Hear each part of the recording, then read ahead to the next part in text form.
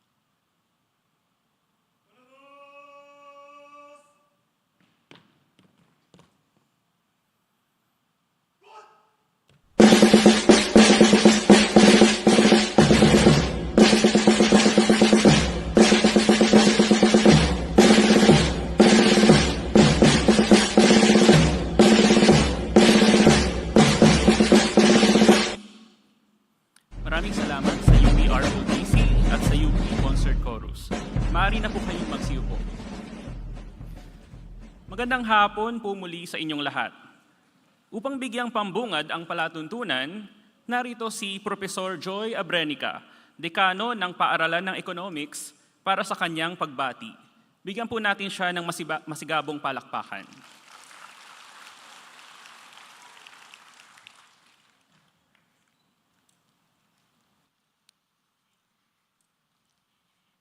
The graduating class of 2023, with their proud parents and partners, Nobel Prize winner Maria Ressa, National Scientist and Professor Emeritus Raul Fabella, Professor Emeritus Florian Alburo, Professor Emeritus Ernesto Pernia, fellow faculty and staff of the School of Economics who are present in the theater and Zoom, a warm welcome to everyone. In about to be published Global Sustainable Development Report of 2023, a group of scientists have warned that the world is far off track to achieving the development goals it has set for the end of this decade. Unless an urgent course correction is made, humanity is heading to prolonged periods of crisis and intensifying uncertainty brought about by inequality, hunger, poverty, disease, conflict, and environmental disasters. On the local front, the challenges are equally stiff. The economy is still finding its bearings to recover from pre-pandemic momentum. Rising cost of living, education deficit, joblessness, malnutrition, and stunting are just a few of the social ills that continue to haunt us. Then there is risk of losing our collective memory on hard-won democratic victories of past decades as daily toils preoccupy us. Despite the uncertainty and gloom around us, today is about taking stock and celebrating the school's harvest. We honor 120 young scholars who endured Zoom fatigue, sense of disconnectedness and disengagement from mentors and fellow learners when the pandemic disrupted schooling. Then, the stress and confusion in returning to campus and transitioning to a new pedagogy. Despite these odds, they have successfully hurdled the academic rigors of UP School of Economics with honor and distinction. We are particularly elated that this year's crop includes 4 new PhDs. 2 have embraced the vocation of academic life and teaching as they joined the school faculty. This year's batch had more than half of their college life spent online. This means limited physical interaction than one would have wanted to experience as a community of scholars. It is our fervent hope as your mentors that distance has not prevented us from imparting values that honor the institutional history and tradition of the school. These are commitment to excellence, integrity in scholarship, liberalism, and fundamental respect and concern for the well-being of individuals and society at large. Do remember this in whatever field of endeavor you choose. But we would be extremely gratified to learn years from now that the UPSE education has inspired you to reverse the course and help attain the development goals for just and progressive society. With this, I open today's recognition ceremony.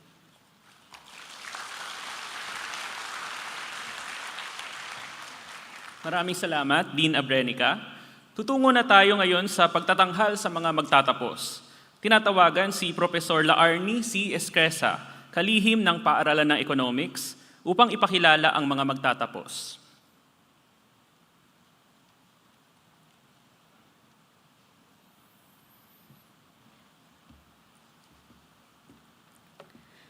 Magandang hapon.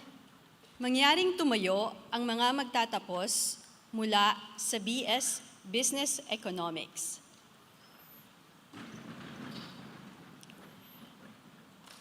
MA BS Economics, BS Business Economics,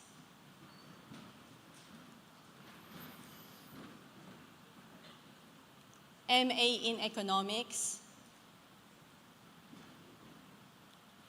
Master in Development Economics, at Doctor of Philosophy in Economics. Sa ngalan ng kaguruan ng paaralan ng Economics ng Universidad ng Pilipinas, karangalan ko na ipakilala ang 120 na magtatapos ng mga degreeng Economics para sa taong ito. Pinatutunayan ko na maluwalhati nilang natupad ang lahat ng mga kinakailangan para sa degreeng BS Business Economics, BS Economics, MA in Economics, Master in Development Economics, at Doctor of Philosophy in Economics. At karapat-dapat nilang matamasa ang lahat ng mga karapatan at tungkulin na nararapat sa mga alumni ng paaralan ng Economics at ng Universidad ng Pilipinas. Mangyari lamang po na manatiling nakatayo ang mga kandidato sa pagtatapos habang tinatawagan muli sa entablado si Dean Joy Abrenica upang tanggapin ang presentasyon ng mga kandidato.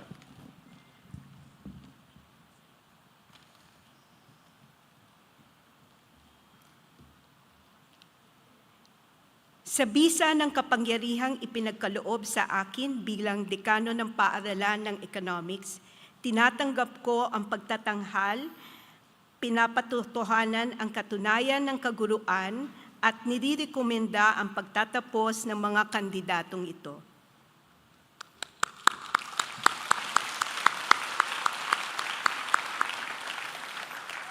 Maaari nang maupo ang mga magtatapos. Tinatawagan muli si Professor Laureate C. Escresa upang basahin ang mga pangalan ng mga magtatapos sa kanilang pag-akyat sa entablado. Tinatawagan din sina Dean Joy Abrenica at Professor Carl Robert L. Handok upang gawaran ng mga katunayan at medalya ang mga magtatapos.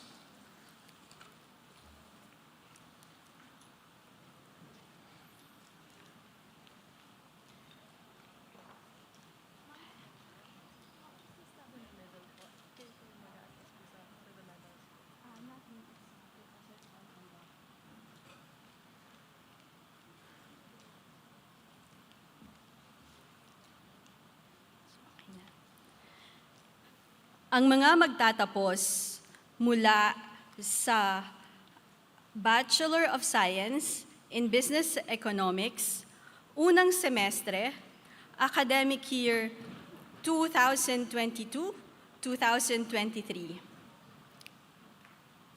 Detera Andrea, magna cum laude.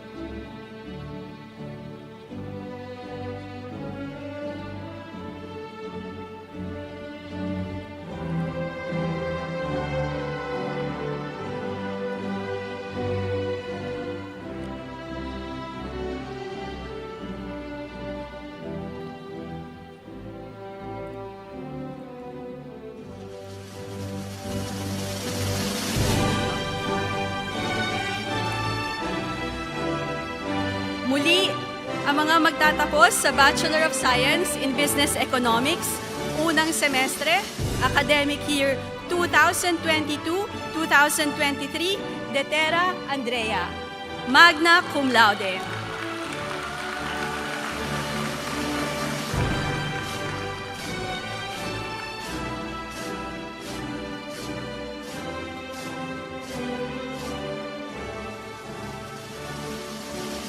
Gabriel Brian Pelayo, Dean's List.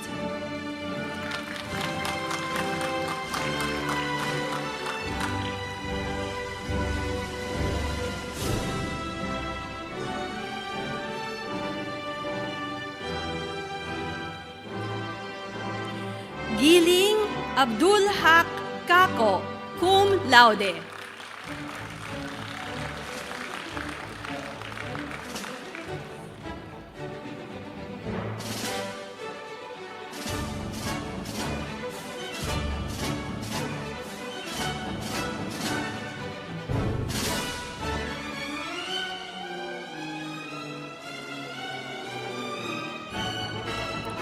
Hizon Jeline Naomi Lumbre, cum laude.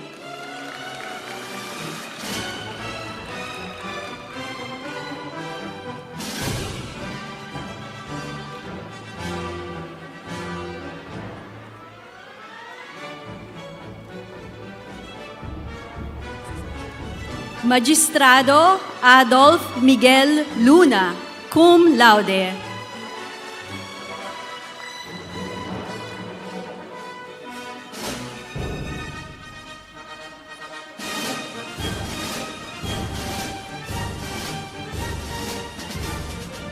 Manahan William Dominic Cetron, Dean's List.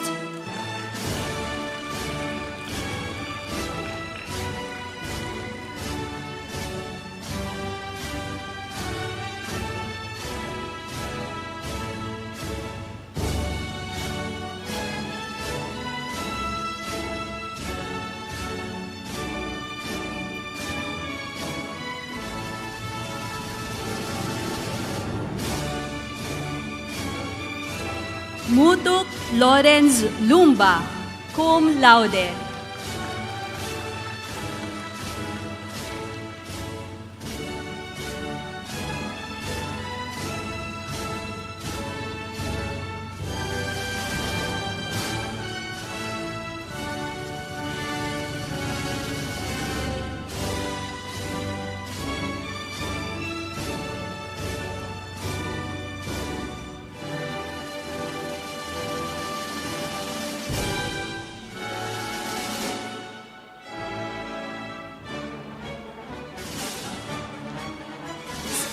Seno Samantha, cum laude.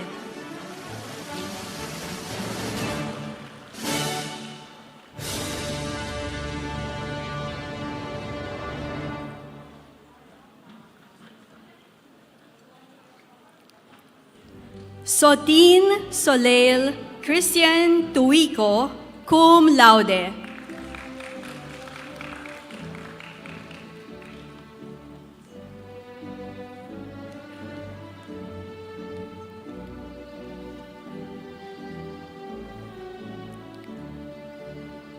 Para naman sa ikalawang semestre, 2022-2023, ang mga magsisipagtapos mula sa Bachelor of Science in Business Economics, Abel Mitch Johnson Albania, magna cum laude.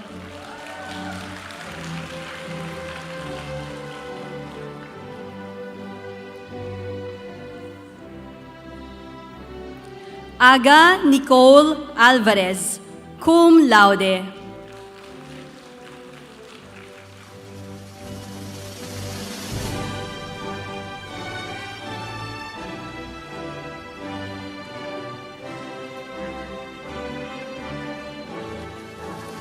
Aguila Lian Dian Lucky, cum laude.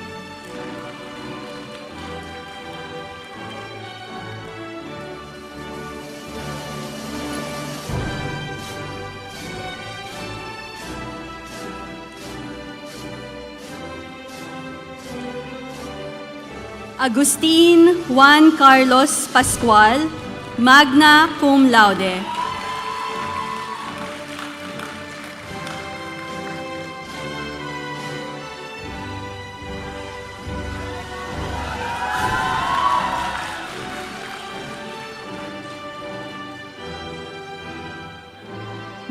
Alcedo Maxine de Castro, magna cum laude.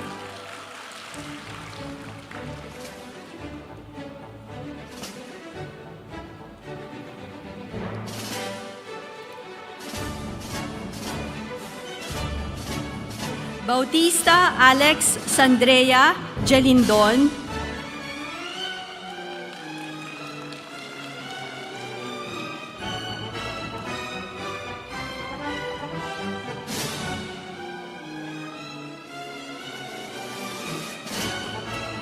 Borlongan Rica Jane Batuyong, magna cum laude.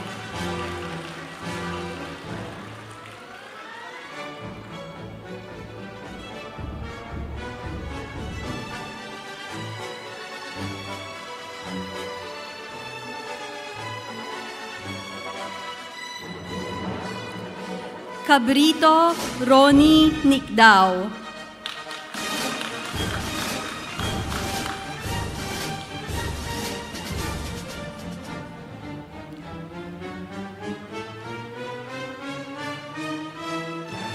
Cayaba Crisel Joy Marcelo.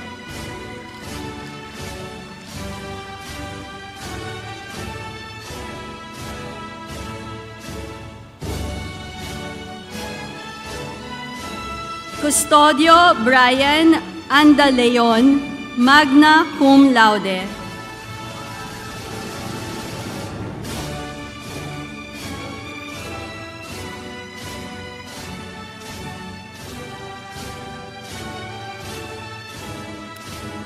De Guzman Christian Luis Garcia, magna cum laude.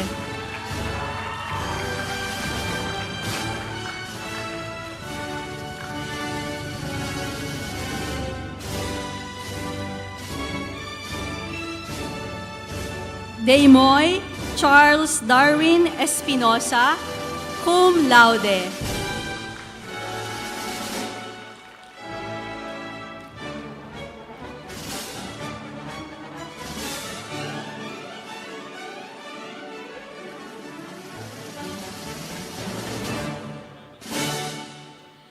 Domantay Giancarlo German, cum laude.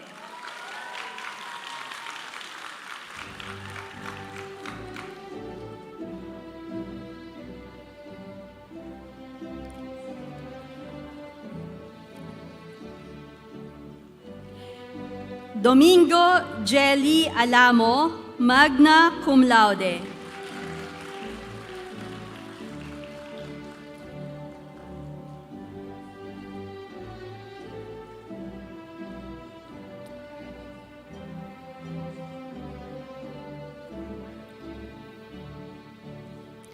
Elliot Bianca Marie Ramos, cum laude.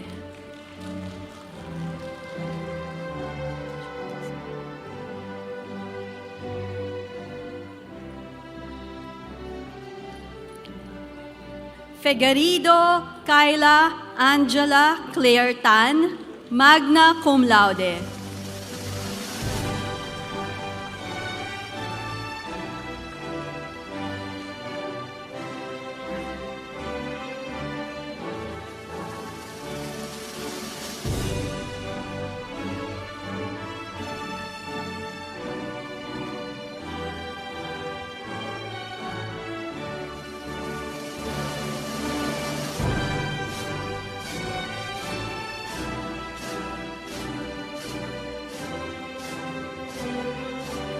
Go Hannah Nicole Bartolome, magna cum laude.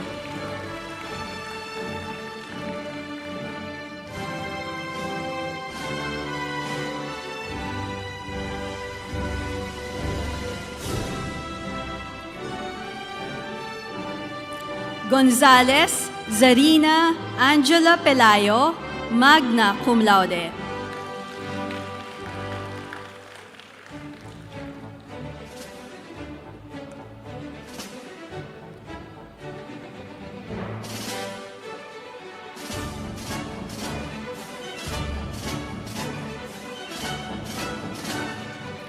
Lalunio Jewel Ann de la Cruz, cum laude.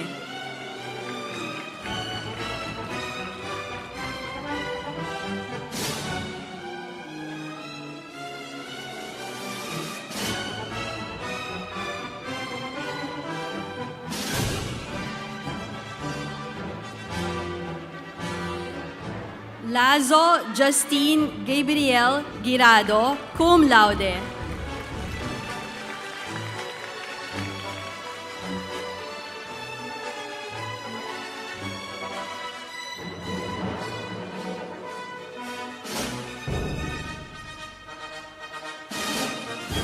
Ma Audrey Raico C. magna cum laude.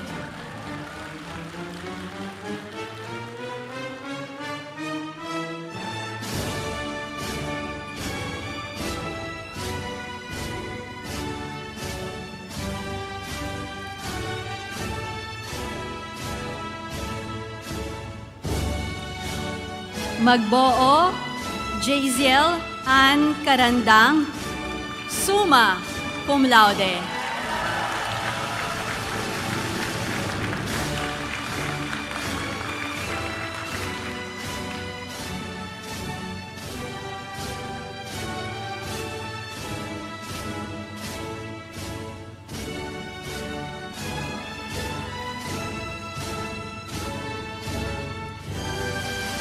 Magluyan Arjean Garcia, cum laude.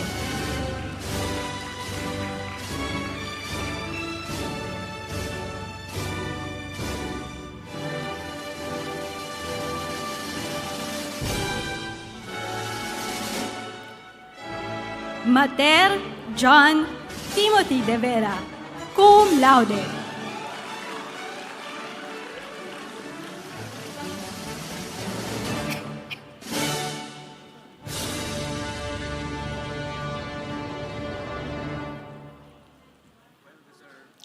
Mehilia Hana Rico, cum laude.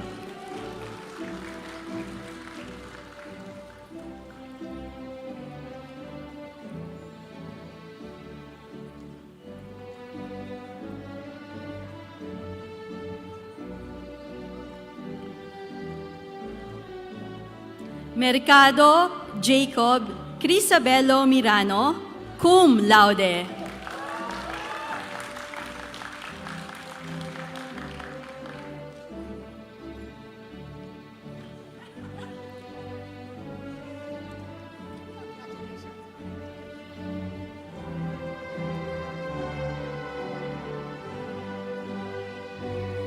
Mozo Angela Lee Bernardo, magna cum laude.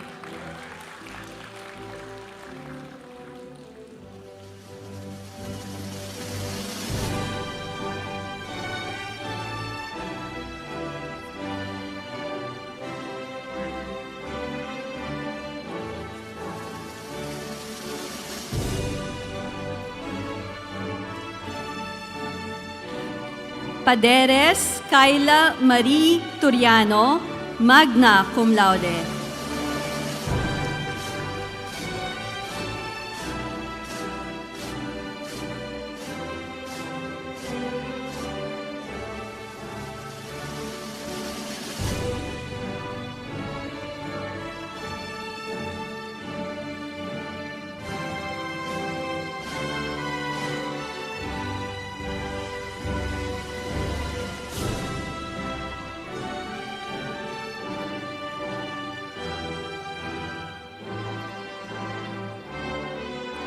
Panganiban Erica Colleen Macaya, magna cum laude.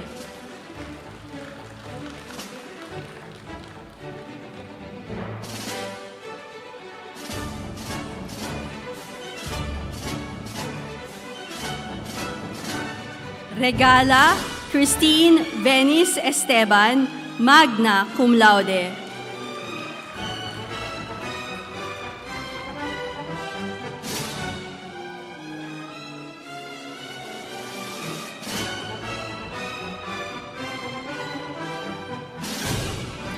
Revatoris John Paul Feliciano, magna cum laude.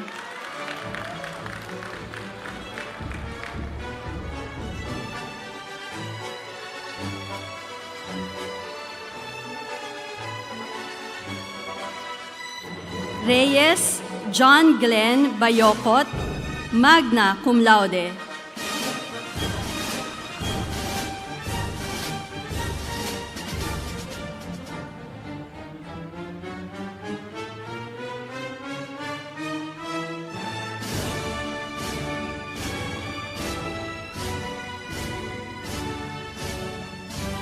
Gonzales Marian Seralde, cum laude.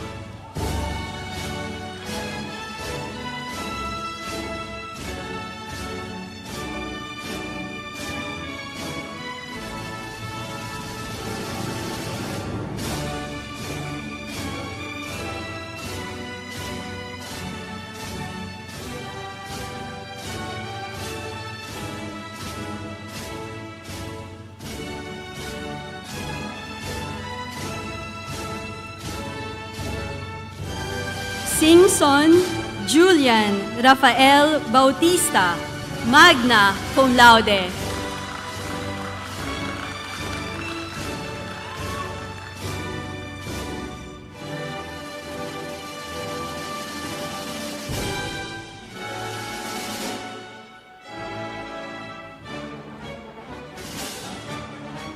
Uligan Iliana April de la Paz, cum laude.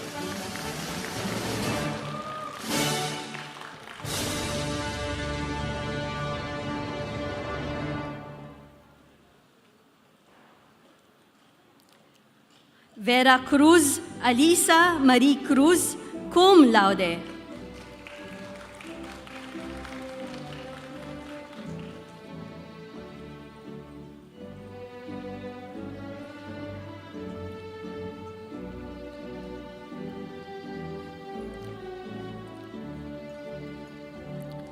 Verbo Alan John Villanueva, cum laude.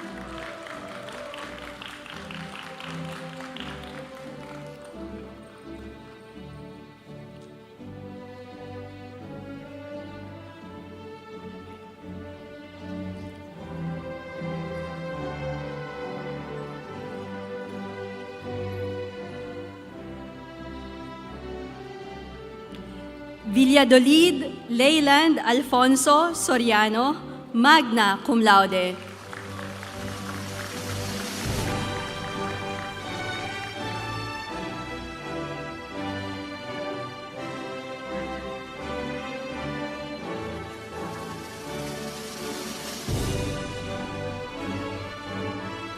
Wong Hans Nicholas Uy, magna cum laude.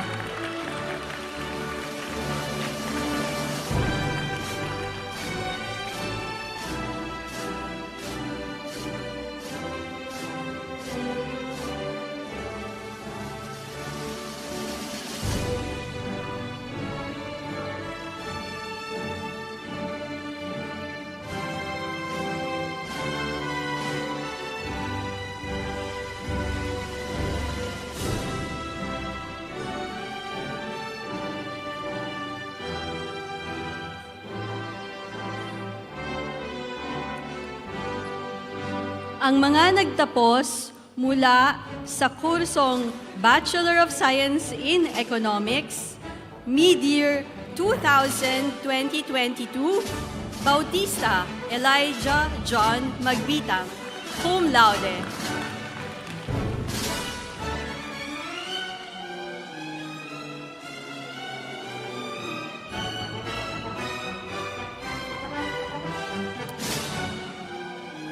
Para sa unang semestre, 2022-2023, Bastida Maria Yasmin Ang, Dean's List.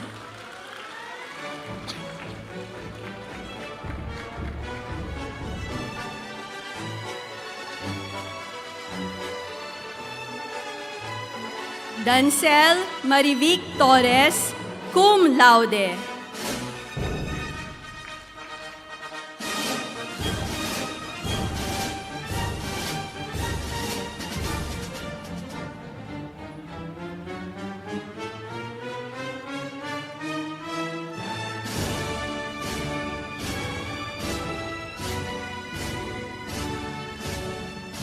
Dancel Marivic Torres, cum laude. Echeverry Earl Kendrick Galang, Dean's List.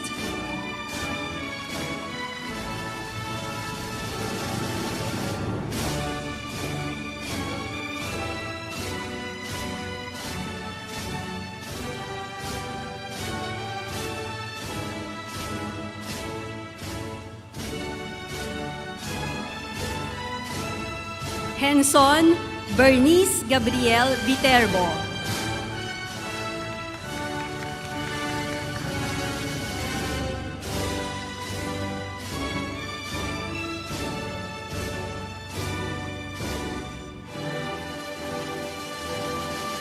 Salvania Rafael Miguel Molano, cum laude.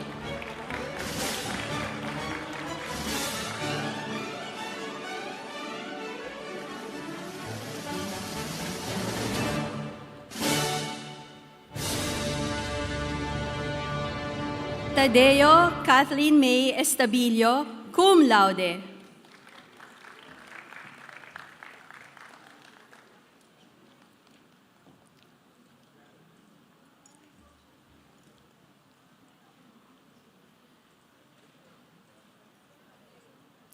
Ikalawang semestre, 2022-2023, Apostol Gabriel Tristan Domantay, cum laude.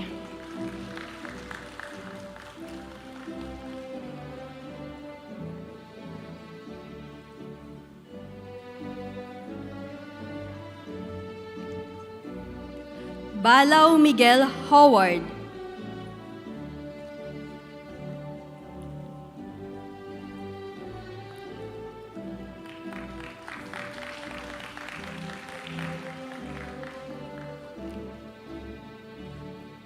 Balesteros Abram Roy Calion, summa cum laude.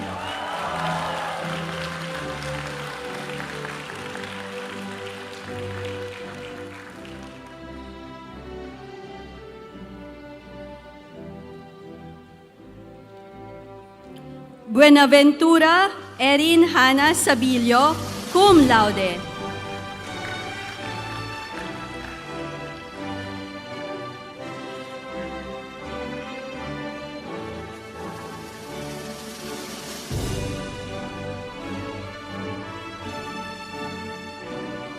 Bunagan Catherine Ann Pagulayan, cum laude.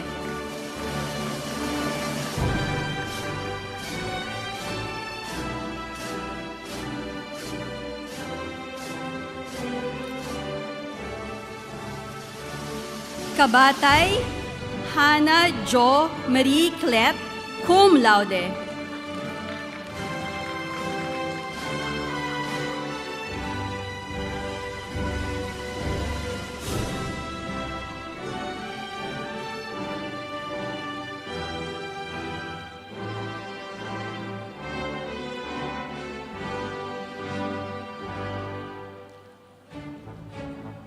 Candolada Jamil Ian Sarillo, cum laude.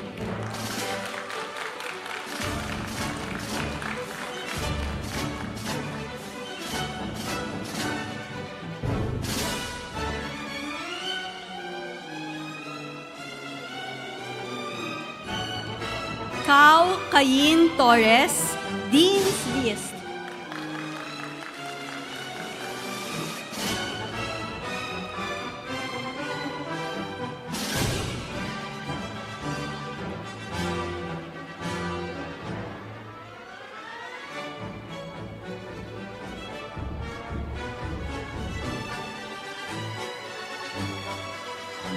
Quaresma Cassandra Camille Gonzaga, cum laude.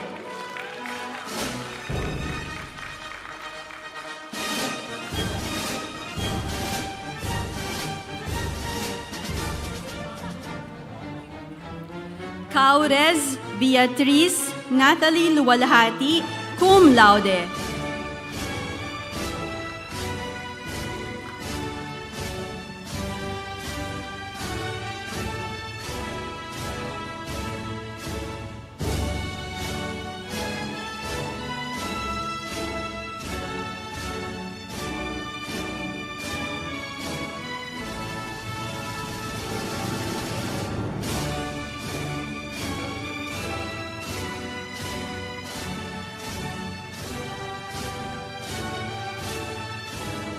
De la Cruz Freibert Ace et Chavez, summa cum laude.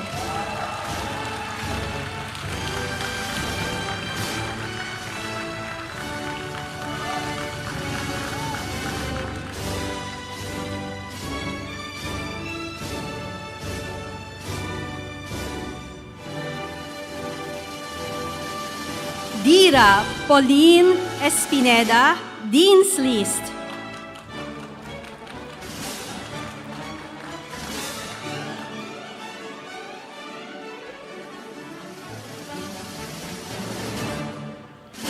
Endaya Mark Joseph Villamor, cum laude.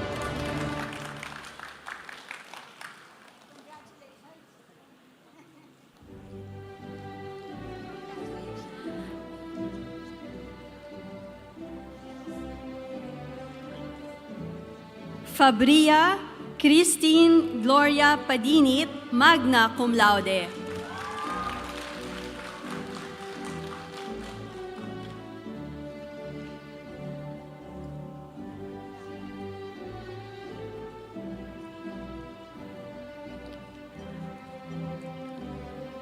Fabros Gilea Angeli Janina Vergara, cum laude.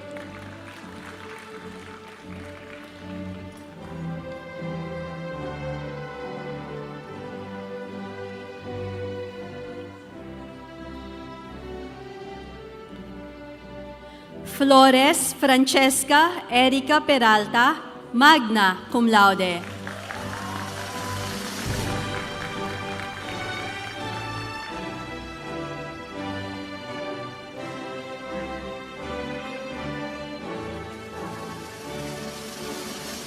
Gonzales Piolo Luigi Austria, cum laude.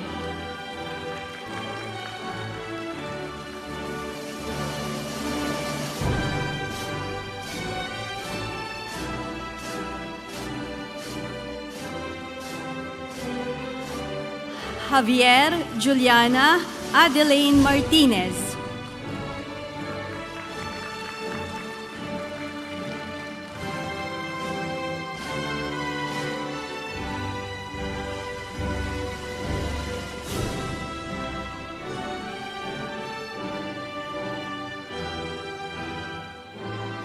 Jureidini Crizan Kyle Alinaya, magna cum laude.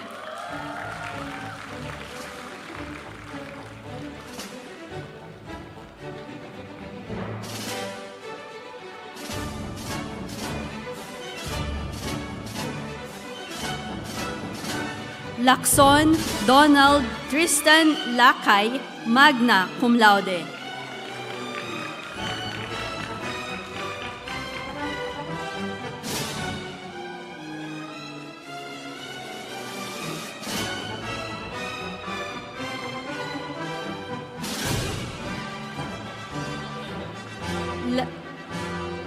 Larugal Yulaika Portillo, magna cum laude.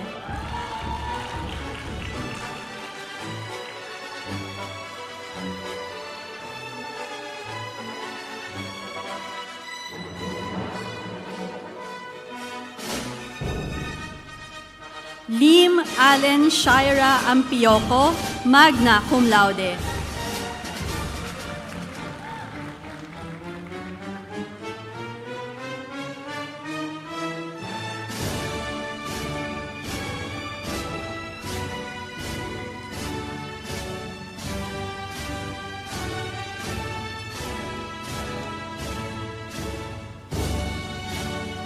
Liantos Lawrence Noel Abengoza, cum laude.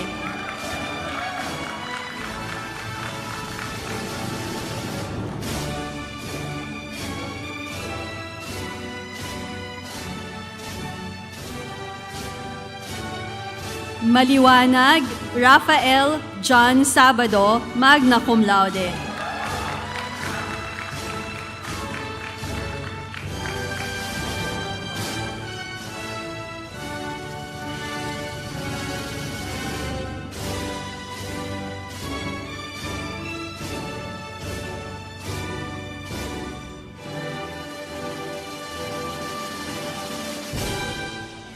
Matias Camille Joy Mendoza, magna cum laude.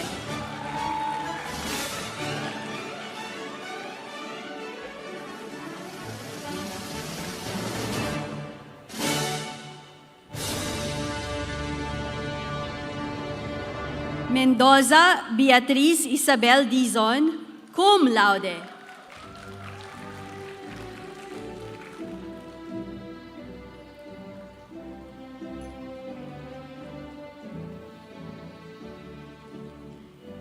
Messina Ethan Roby Capili, magna cum laude.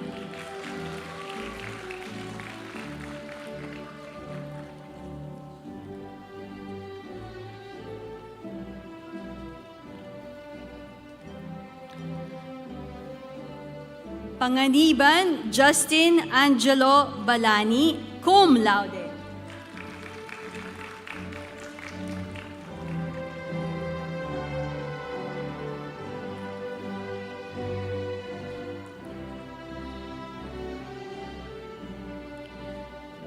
Pariñas Sean Cloud Briones, cum laude.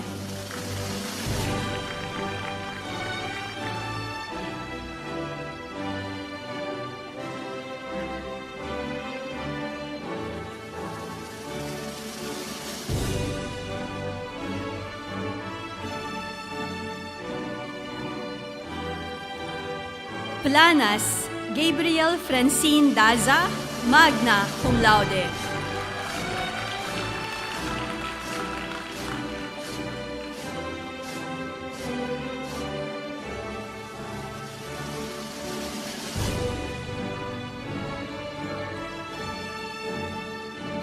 Ramas River Menguito.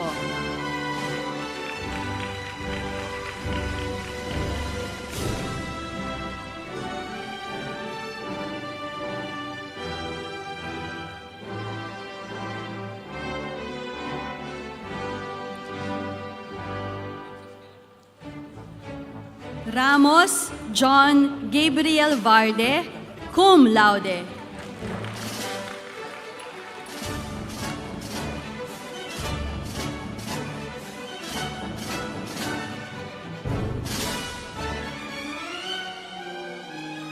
Remigio Rafael Gavin Guarin, summa cum laude.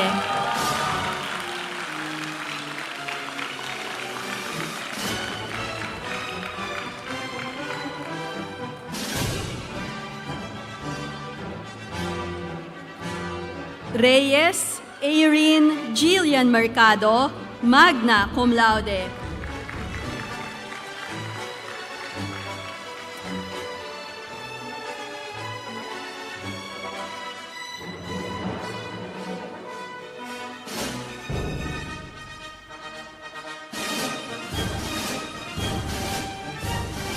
Reyes Juan Mauro Inigo IV, Dean's List.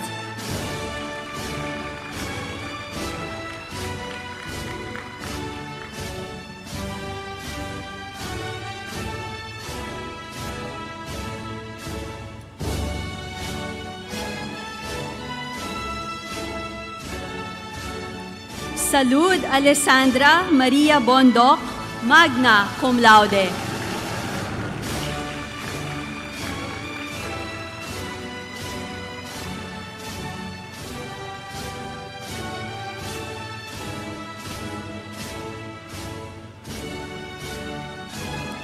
Sambahon Dana Eileen Olea, magna cum laude.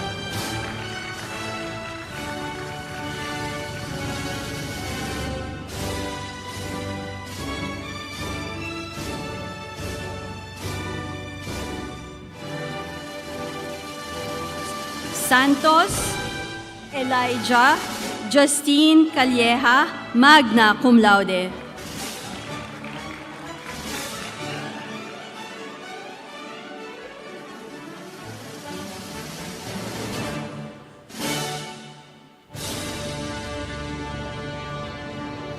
Santos Roman Christopher Marcelino, Dean's List.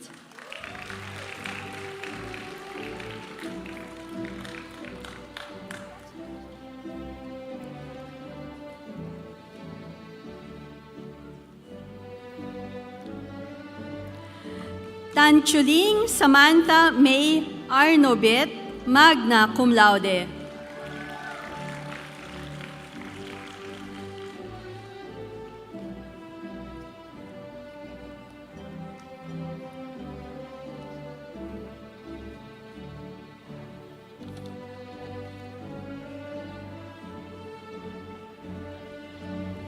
Villanueva Carla Therese Aquias, cum laude.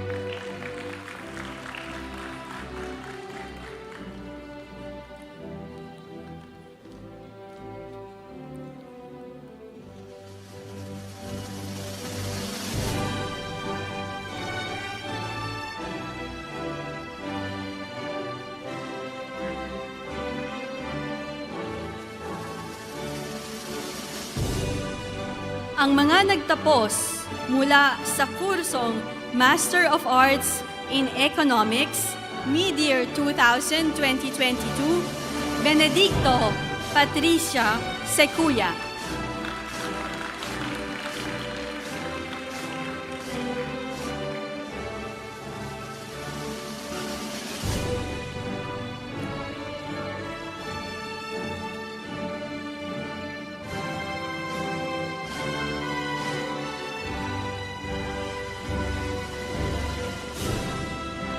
Dino Celine Gabriel Garcia.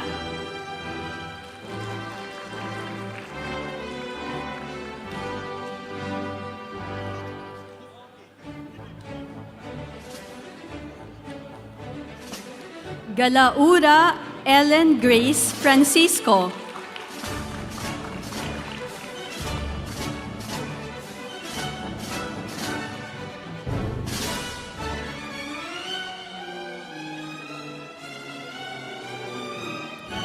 Gonzales Joaquin Emanuel Jimenez.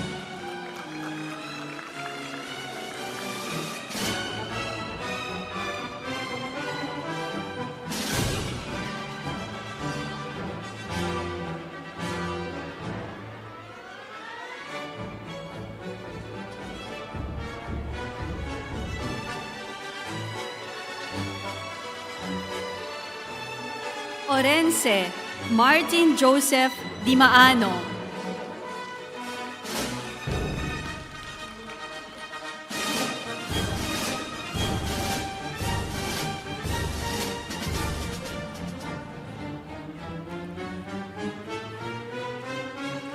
Sunyas Siegfried Palencia.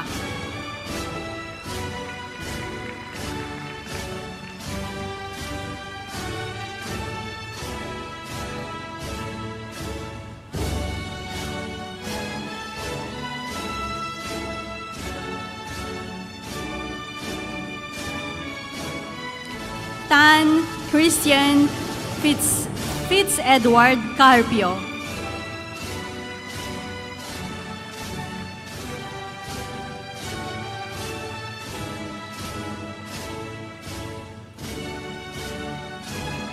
Tan Donnie Paul Kabugawan.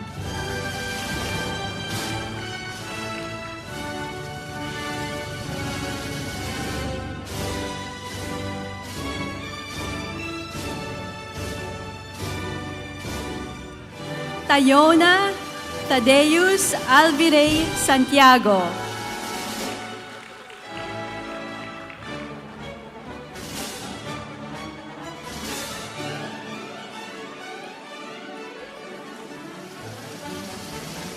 Sa ikalawang semestre, academic year 2022-2023, Birung Paula Francesca Antazo.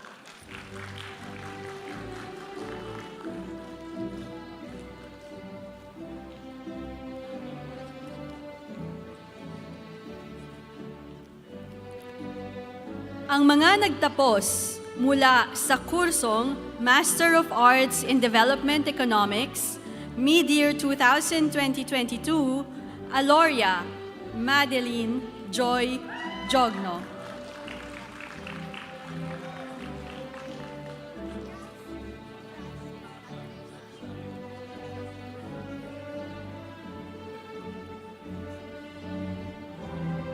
Ikalawang semestre, 2022-2023, Lieno Kiarestel Harical.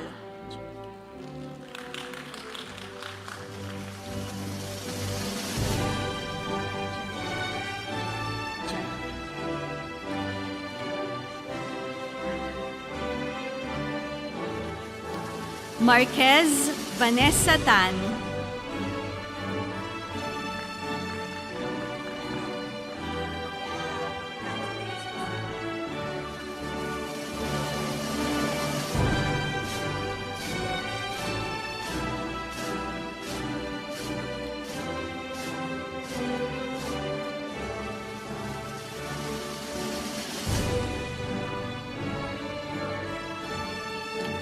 Villaluz Colleen Abigail Vidal.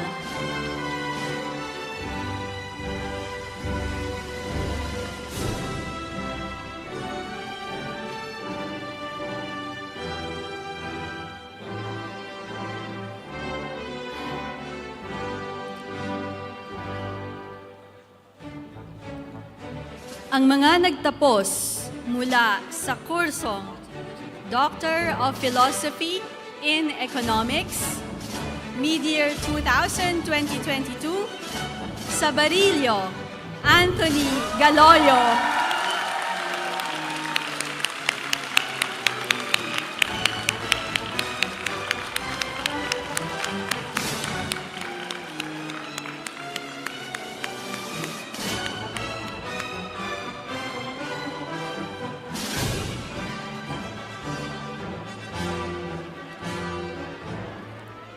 Vasquez Glazer Niño Africano.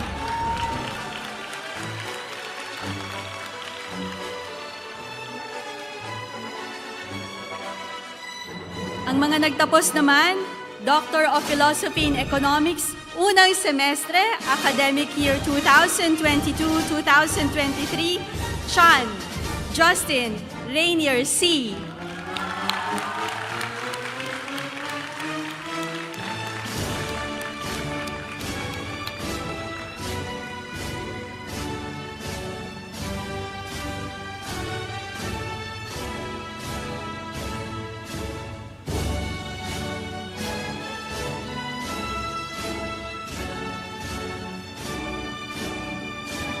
Crisostomo Maria Charmaine Robles.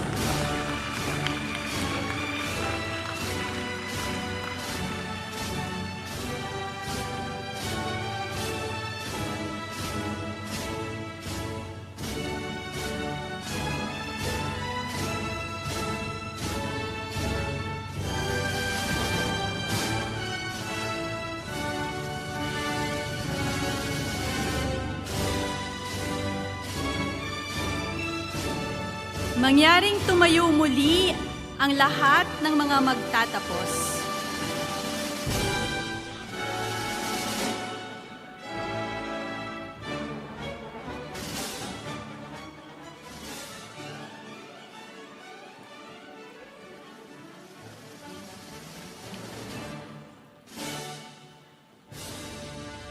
Sa ngalan ng Paaralan ng Economics, nais kong batiin ang lahat ng mga nagtapos. Ngayon ay harapin ninyo ang inyong mga magulang, kaibigan at mga panauhin at tanggapin ang kanilang masigabong palakpakan.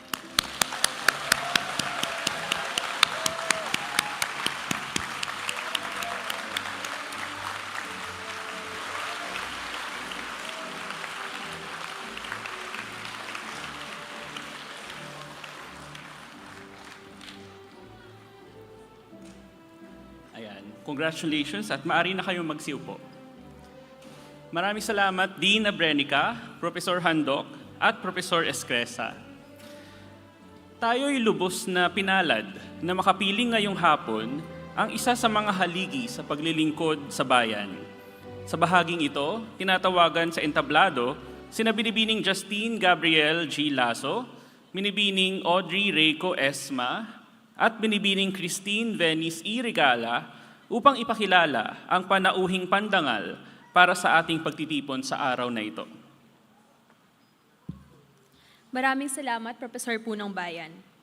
Ang ating panauhing pandangal ay isang tanyag, kagalang-galang at veteranong mamamahayag sa nakaraang 37 taon sa Asia.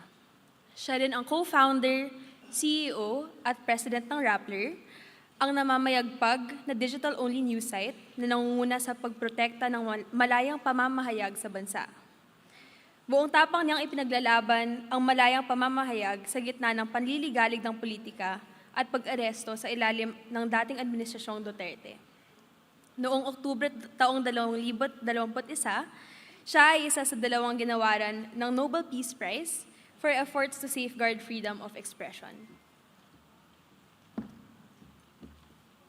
Dahil sa kanyang dedikasyon at ambag sa lipunan, siya ay nagtamo ng ilang mga pagkilala. Ilan sa mga ito ay ang mapabilang sa Time Magazine's Person of the Year noong taong 2018 at sa listahan ng 100 Most Influential People noong taong 2019.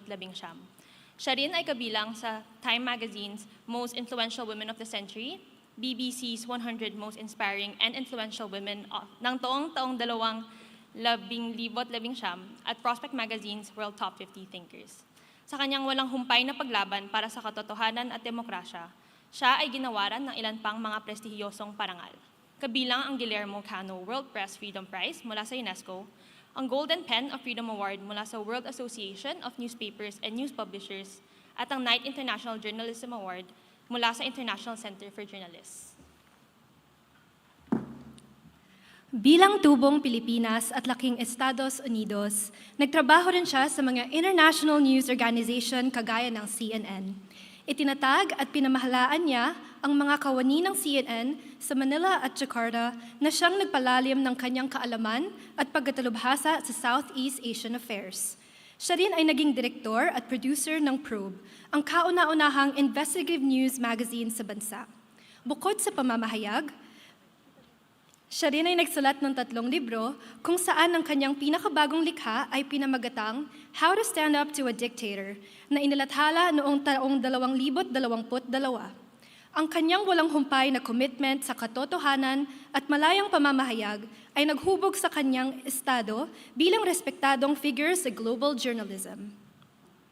Buong galak naming ipinakikilala sa inyo ang ating panauhing pandangal, Maria Ressa, 2021 Nobel Peace Prize laureate, CEO at President of Rappler.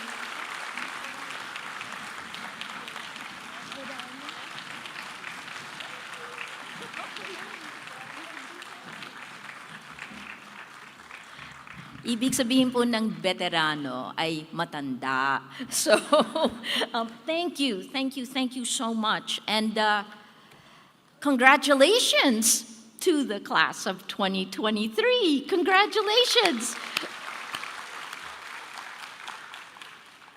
It's such an honor that you have made me part of this ceremony, of this key moment in your lives. Maraming salamat po sa UP School of Economics. For the people who make it run, Dean Joy, salamat po.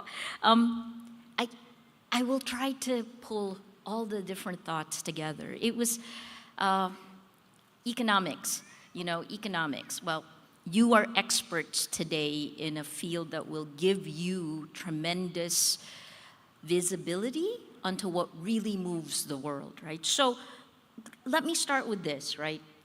I have bad news. And because I'm a journalist, I'm going to start with the bad news, but I hope that I will also give you the good news, right? Because there's a ton, there is a lot.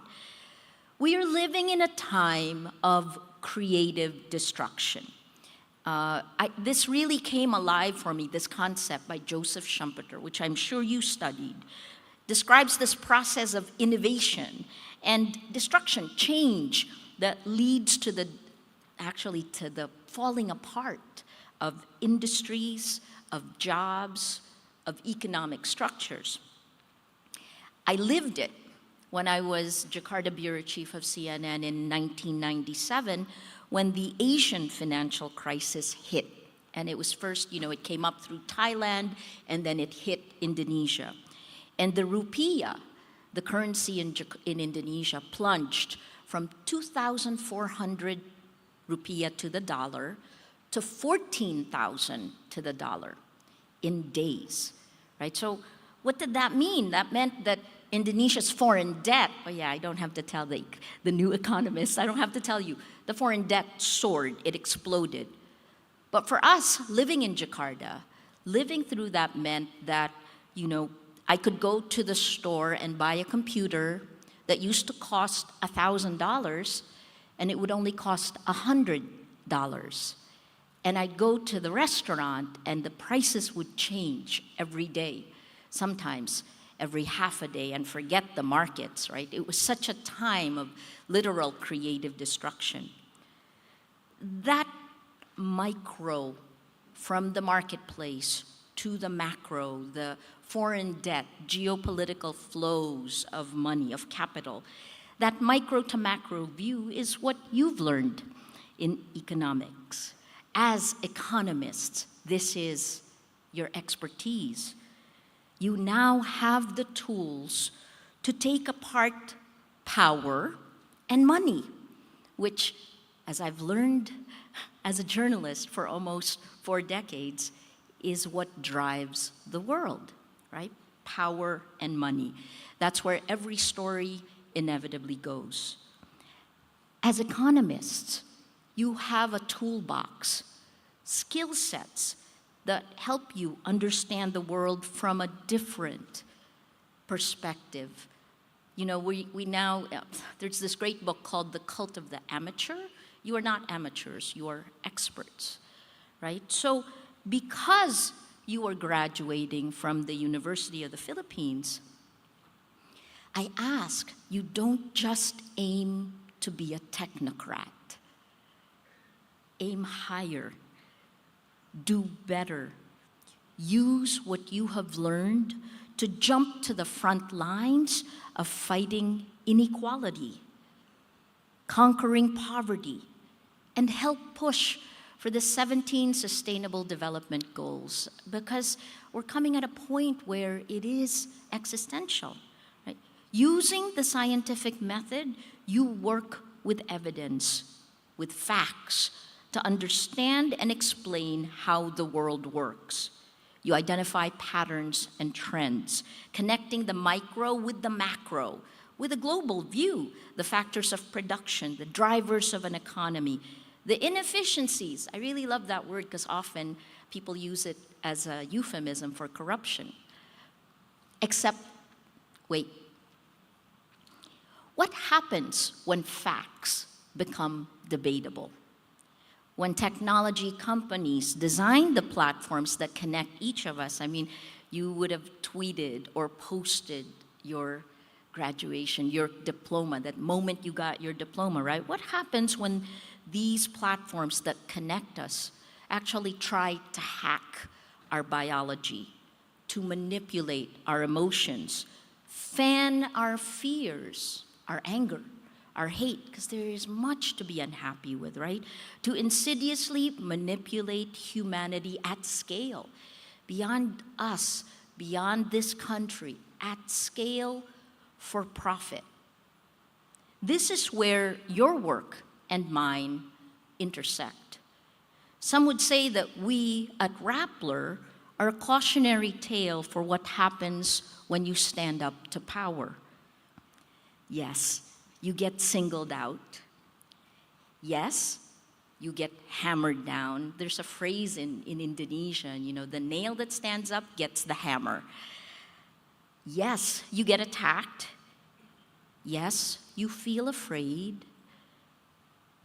Yes, you almost go bankrupt. And yes, the government filed 10 arrest warrants against me, 8 of them in about 3 months.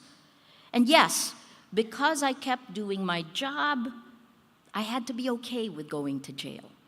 Because I didn't know, right? And while a lot of the cases we've been acquitted, I could still go to jail. So thank you for having me here. But here's the but, and this is the best part. You don't know who you are until you're forced to fight for it. That's when the coal becomes a diamond, right? When the pressure is there. So words like values, standards and ethics, we at Rappler stood by these, and we've seen that the world rewards the good. Don't believe the people who tell you, you know, kasi ang daming corrupt eh, dapat corrupt ka rin. So that's not the way it is. Doesn't have to be that way, right?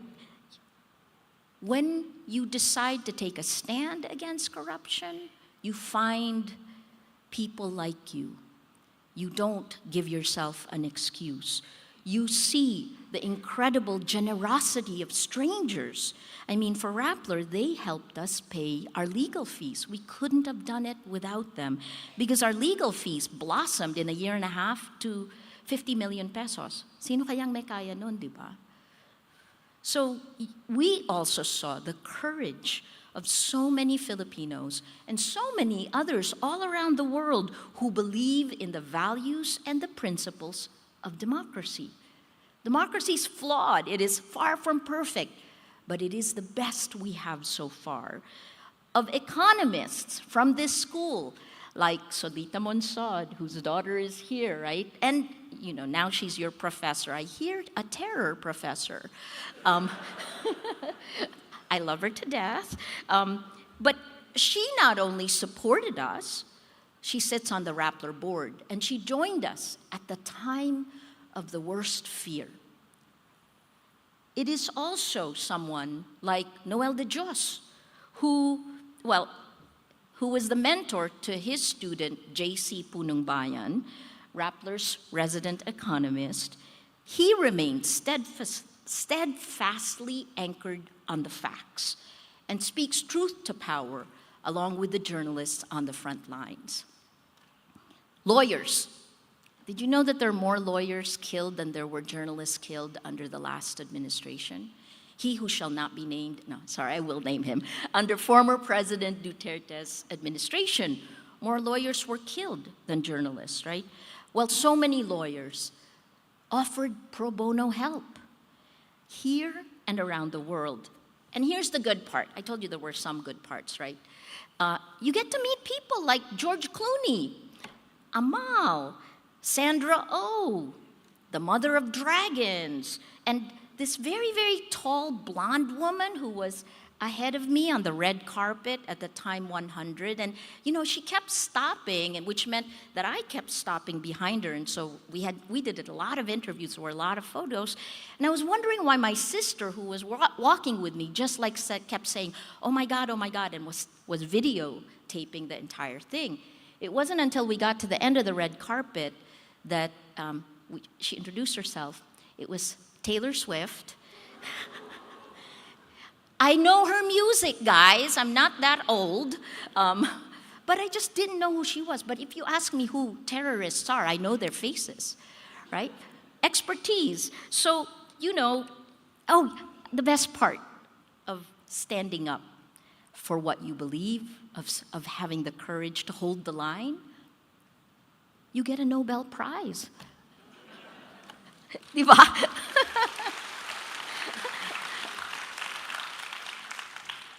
Rappler is a Nobel newsroom, and really, I haven't done anything differently.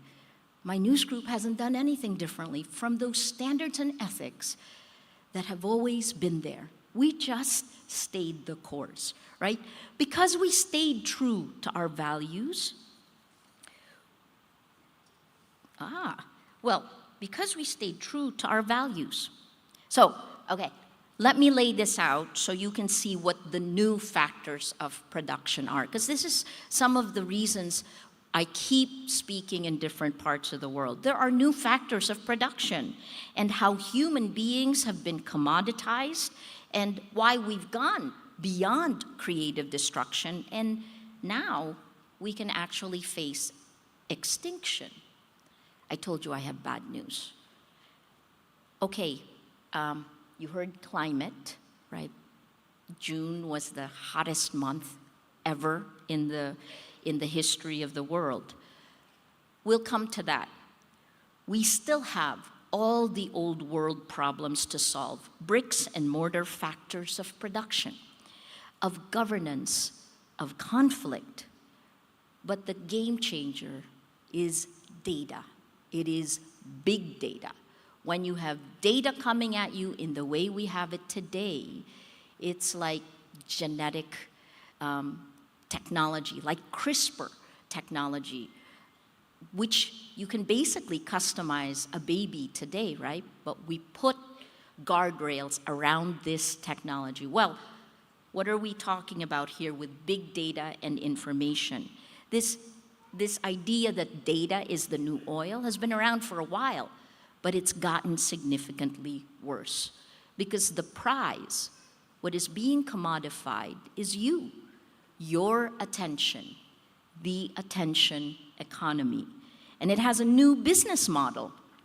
We didn't even have a name for that business model until 2019, when Shoshana Zuboff, Harvard professor emeritus, published her book, and she named it Surveillance Capitalism.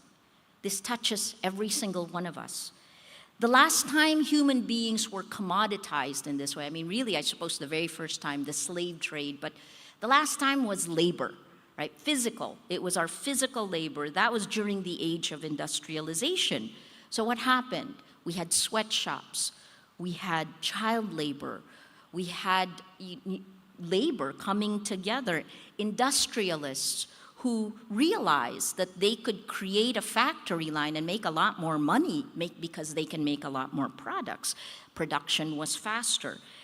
That exploited the people who were on those factory lines. We certainly know this, right? It was the age of the robber barons in the United States. You know their names, Carnegie, Rockefeller. What happened then? Well, labor came together. People came together, and they formed unions to fight for their rights. Society came together to protect ourselves, and governments began to create laws to stop these unfair labor practices. What did those robber barons do? They donated to education a lot of money, right? Who are the new robber barons today? You'll see in almost everything that I say publicly, I point to the CEOs of these technology companies involved in surveillance capitalism. When our atomized personal experiences are collected by machine learning, organized by artificial intelligence, extracting our private lives for outsized corporate gain, like a license to print money. Highly profitable micro-targeting operations are engineered to structurally undermine our will, human will. It undermines this. And in the Nobel lecture in 2021, I called it a behavior modification system in which we are Pavlov's dogs, experimented on in real time, and the consequences are disastrous. It's almost like you have a drug company that says, on that side of the hall, I'm going to give you drug A, and this side, I'm going to give you drug B. Let's test it. I think it's going to be good. Oh, the people who tried drug A died. So sorry. And nothing happened. There was no accountability, right? So think about this like this. How many of you have cell phones? Please raise your hand. Do you have? I am positive you all. Yeah. Okay. Does anyone here not have a cell phone? All of us have cell phones. Very good. Who's on Facebook? Please raise your hand.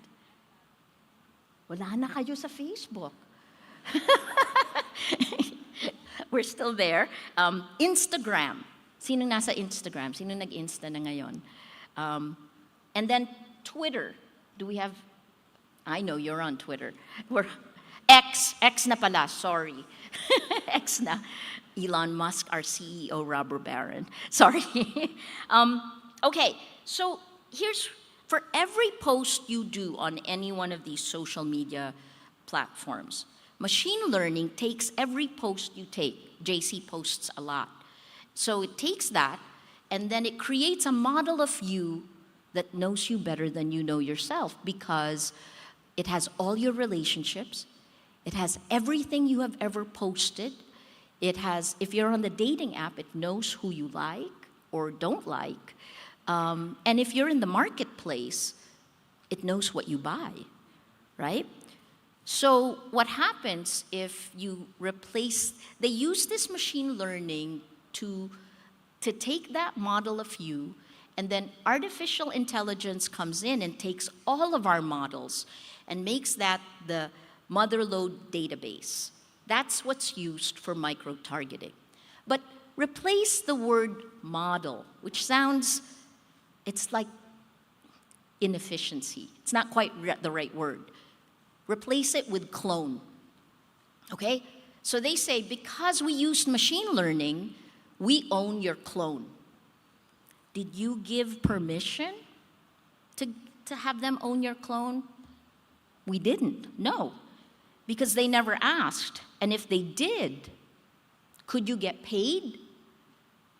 Technically, you should. This should be a bargaining thing, right, in an economy, because they took something from us, and we should get something in return. They say it's just because you get this free service. That's not really true. So Mark Zuckerberg put a value to each one, and the people who know this actually said the value is very low, but he said that our clones, your clone is worth about $17 for every 3 months. Okay, then maybe they should pay for it. Here's the part that's interesting. One clone is $17, but 100 million clones gains much, much more value in aggregate. The larger the data set, the more valuable it gets. So what's the value of your clone in this huge data set? Engagement-based metrics of these tech companies mean that the incentive structure of the algorithms, and what's an algorithm? It's just opinion in code, right? An algorithm is a machine that's been programmed, opinion in code. It's implemented at a scale that we could never have imagined. It is insidiously shaping our future by encouraging fear, anger, hate, lies, the worst of human behavior, right? So in 2018, MIT published a study that said lies spread at least six times faster than those really boring facts that you had to memorize, right? That we had to memorize. So lies spread faster, and if you lace it with anger and hate, it will spread even faster. All of this is data that we've found in Rappler. We've found here in the Philippines. And these next 3 sentences I have said over and over again since 2016. I really felt like Cassandra and Sisyphus combined. And I said it at the Nobel lecture. I will say it to you again, just in case you didn't hear me before. Ang kulit, ano? Sasabihin ko siya uli. If we don't have facts, you can't have truth. Without truth, you can't have trust. Without these 3, we have no shared reality. We can't work together because we can't even admit what the problem is. We cannot have democracy. Journalists, human rights defenders, anyone under attack, we are defenseless against this information warfare because that's what it is. And at this time, the move for profit, a lot of money, and authoritarians using this technology to consolidate power, these align.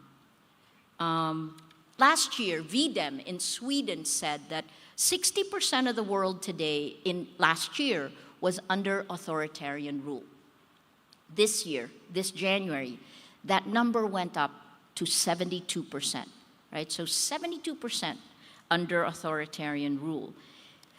The same methodology is used all around the world, and we saw it here in the Philippines.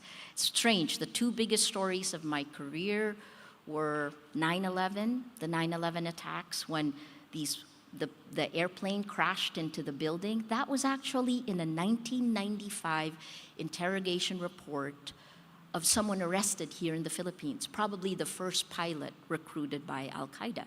His name was Abdul Hakim Murad. So it was an attack against the US, but they were testing it out in the Philippines. The second biggest is information warfare. right? And we were tested. We were the guinea pigs. America was the target. In the Cambridge Analytica scandal, Americans were the most compromised accounts, but the country with the second most number of compromised accounts was us here in the Philippines. So we're the testing ground. The same methodology is used everywhere around the world, and if you've been attacked online, it's the same. You know this. Bottom-up, exponential attacks on social media. In my case, it was at least 90 hate messages per hour. Pounding a lie 1,000,000 times, that becomes a fact. And then that comes top down from the president, in our case. In our case, the meta-narrative that was seeded is journalist equals criminal. So that was pounded 1,000,000 times bottom up. And then a year later, President Duterte, in his State of the Nation address in 2017, said the exact same thing. A week after that, we got our first subpoena, and then the arrest warrants came. 14 investigations in 2018, and then in 2019, all the arrest warrants. In my latest book, How to Stand Up to a Dictator, I showed where we first saw this information warfare globally, right? Where was the first impact in the world? It was in 2014, and it was Russia seeding meta-narratives to annex Crimea, kind of these meta-narratives that said, you know, it's Nazism that is there, the Crimea needs to, you can see this come out on Twitter. In fact, I got some of them here. In the prologue of the book, you saw the same thing, pound and suppress the facts, to silence the facts, then replace it with a meta-narrative that they wanted. That becomes the new reality. That meta-narrative is the same one that was used 8 years later by President Putin to invade Ukraine itself. Now we have our first conventional war in decades. 2014 was the year. That was also the year we saw information operations that literally changed Philippine history, transforming the name Marcos on social media first from a kleptocrat to the greatest leader the Philippines has ever had. It truly, in plain sight, made me really think about what Milan Kundera said. He said, "The struggle of man against power is the struggle of memory against forgetting. We can erase it. We can have multiple realities." This is what technology says. Technology says each one of us can have our own reality, and we are all right. That's not correct in the public sphere, because the reality is that there is no difference between the online world and the real world. Physical and virtual, there's the same person that is in both. There is only one world. Online violence is real world violence. And here's the thing we have all come to learn. If you can make people believe lies are facts, then you can control them.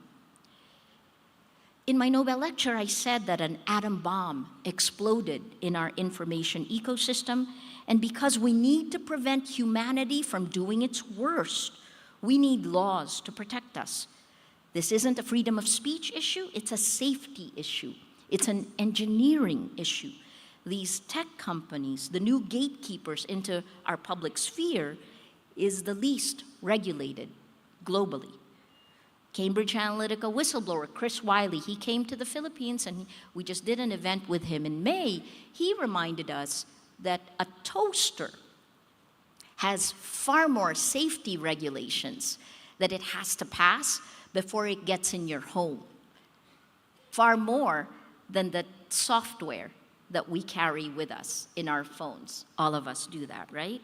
So the platforms want you to debate content moderation, because if you're stuck at content moderation, they make more money. You know this, deflect.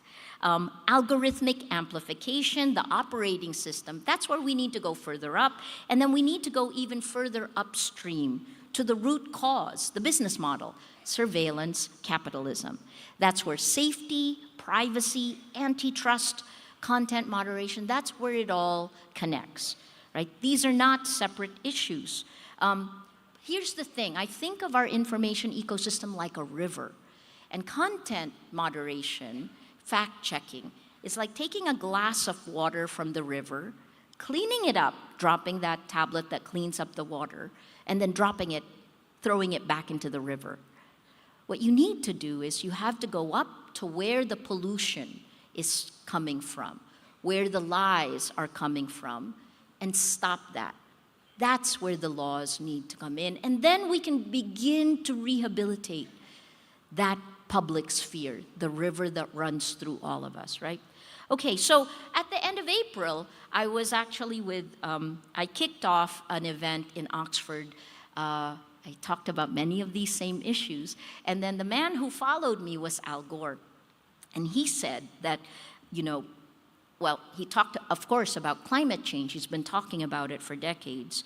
This month, he pointed out, and that was already then, was the hottest on record. What he said on stage was that you cannot solve the climate change crisis until you solve the democracy crisis. And you cannot do that until you fix the information ecosystem. I became a journalist because information is power. If it manipulates our biology because of the design, that needs to stop. We cannot solve global existential problems if we don't win the battle for facts, right? How do we do that?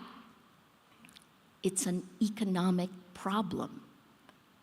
This is right in your wheelhouse. This is what you need to fix. But, it's about to get worse. AI, artificial intelligence, which has already beaten humanity at the first contact, right? The machine learning in social media, creating cascading failures that has turned our politics all around the world into a gladiator's battle to the death, bringing with it a whole slew of social harms that we have yet to fix.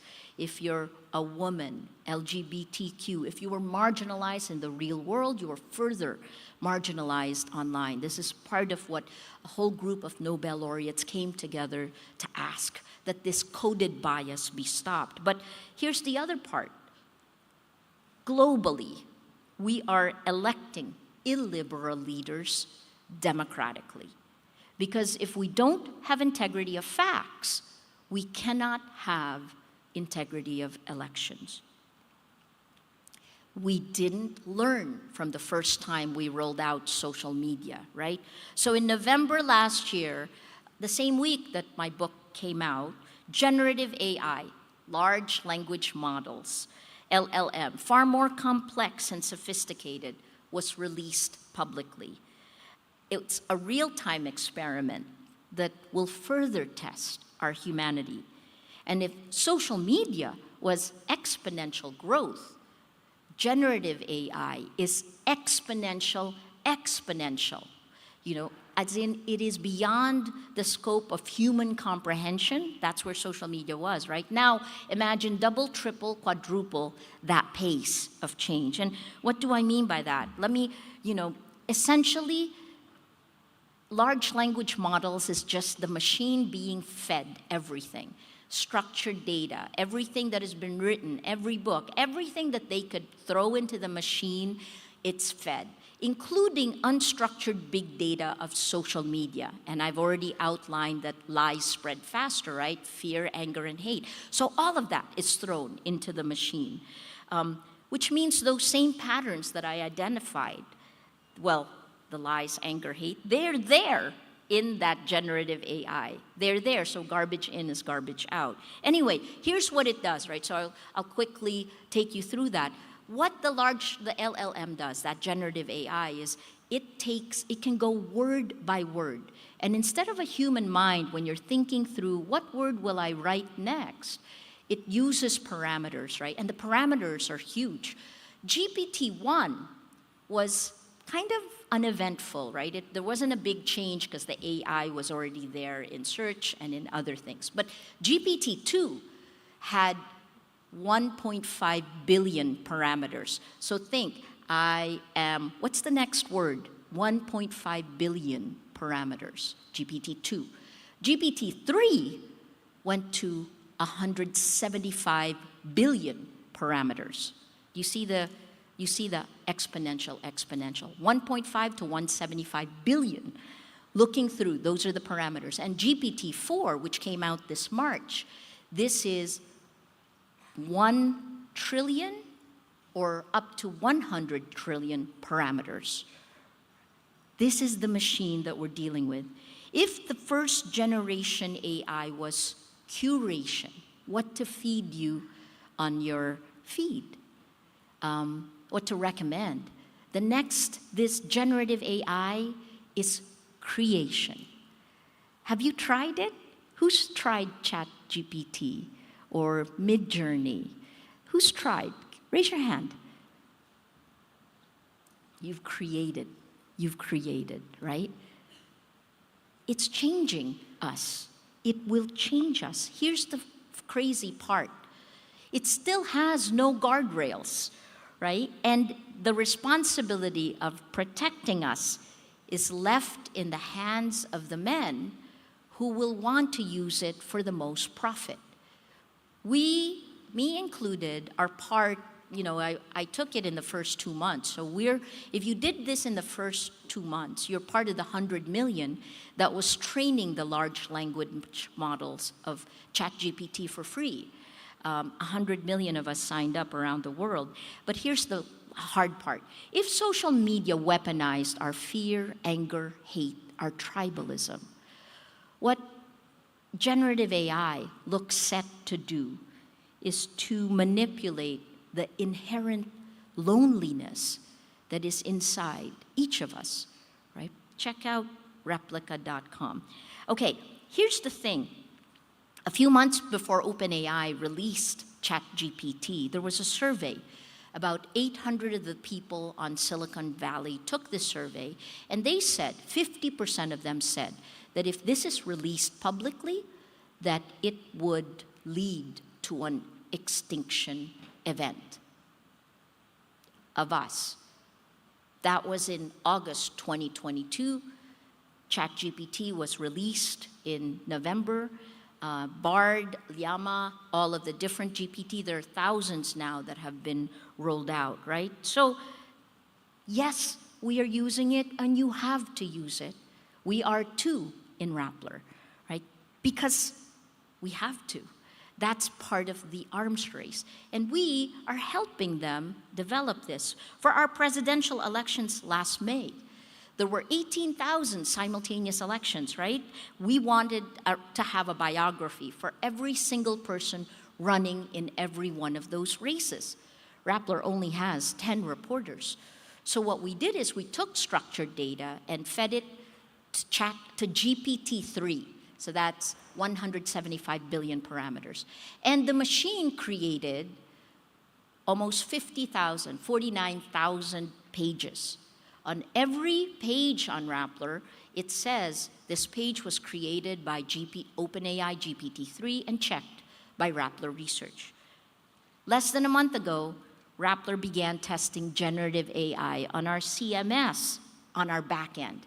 And we began to roll it out for you, right? So you may not, we didn't announce it. We wanted to see whether or not this ChatGPT, this generative AI, will it lie? Will it hallucinate? What are the parameters that we can put in place so that it's accurate, right? Because that's the first step of a news organization.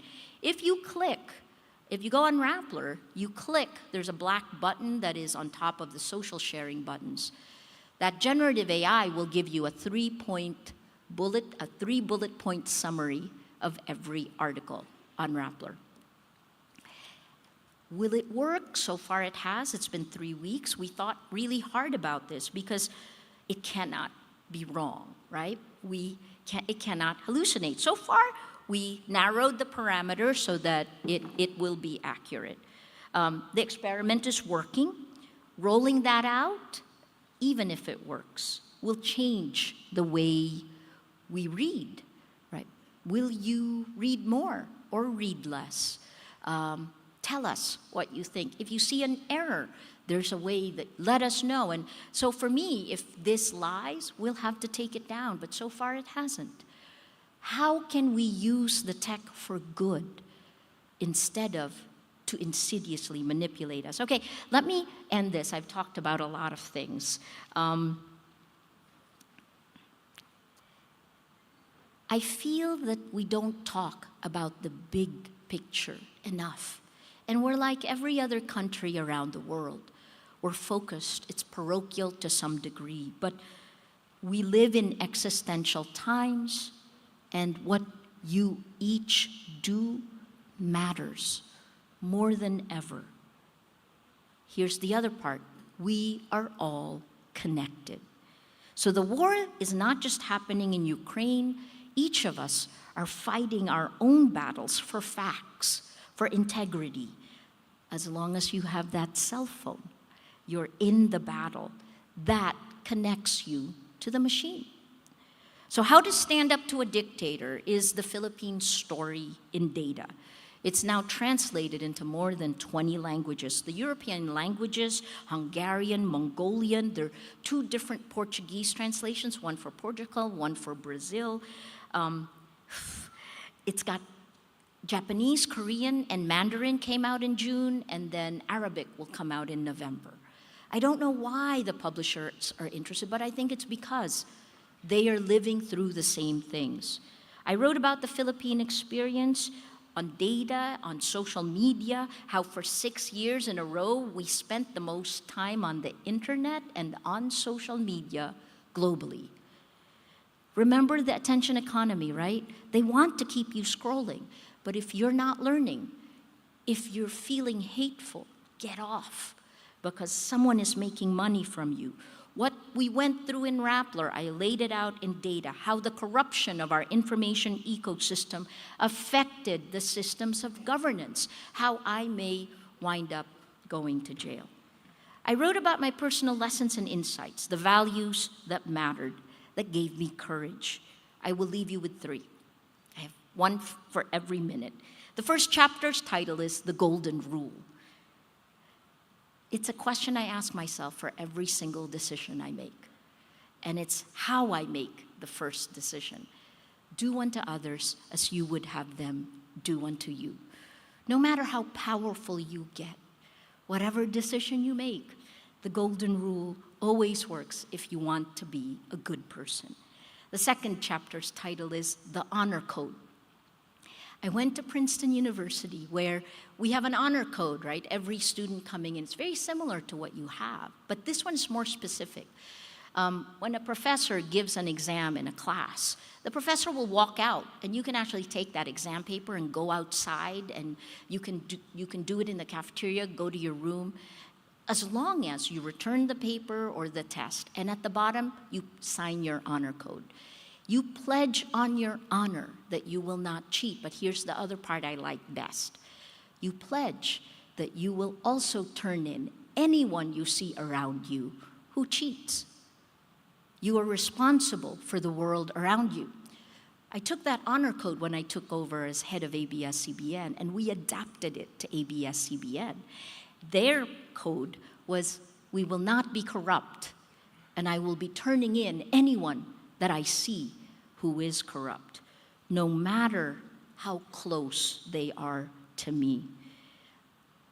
It's how we take responsibility for our world, our areas of influence. The last one is chapter 3, The Speed of Trust. The subtitle is, Be Vulnerable. I'm telling you, in order to be strong, you have to be vulnerable, right? Why? Because the world moves at the speed of trust, and you have the best ability to get trust and to be trustworthy if you lower your shields. You are strong enough to be vulnerable. You have all the skills it takes, micro to macro, to be a hero of our insane, crazy, quicksand world. What you do matters. What you do can bring the world back from the brink. So, congratulations to the class of 2023. Join us in the battle. Be the good in the battle for the good. Thank you.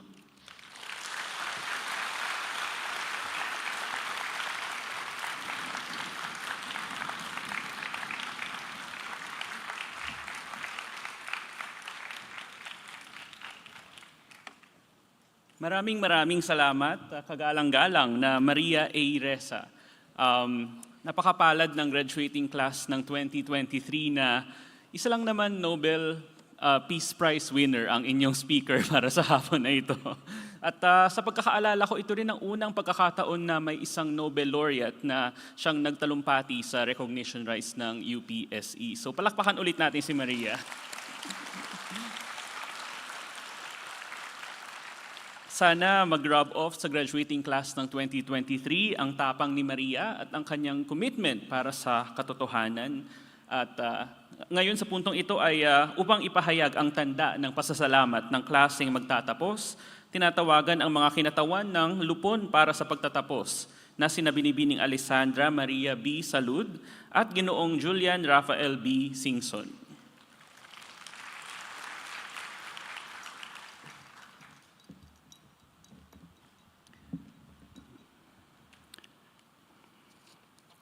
Sa ngalan ng klaseng magtatapos, lubos naming pinasasalamatan at pinararangalan si Maria A. Ressa, Nobel Peace Prize laureate, CEO at President of Rappler, para sa kanyang pagdalo sa hapong ito at higit sa lahat, sa kanyang pangunguna sa larangan ng pamamahayag at sa patuloy na paglaban at pagprotekta ng malayang pamamahayag.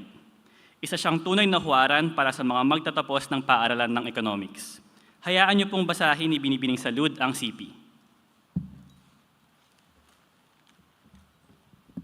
Iginagawad ng klaseng magtatapos ng taong 2023 ang plaka ng pagkilala at pasasalamat na ito kay Maria A. Ressa, Nobel Peace Prize laureate, CEO at President of Rappler bilang pagkilala sa kanyang kontribusyon bilang mamamahayag na patuloy na lumalaban at nagtatanggol sa malayang pamamahayag at bilang pasasalamat sa kanyang panunulumpati sa taunang pagkilala sa mga magtatapos ng paaralan ng economics. Iginawad ngayong ika-28 ng Hulyo, taong 2023 sa University Theater de Liman, lungsod ng Quezon. Nilagdaan para sa mga magtatapos, Alessandra Maria B. Salud at Julian Rafael B. Singson, mga puno ng lupon para sa pagtatapos.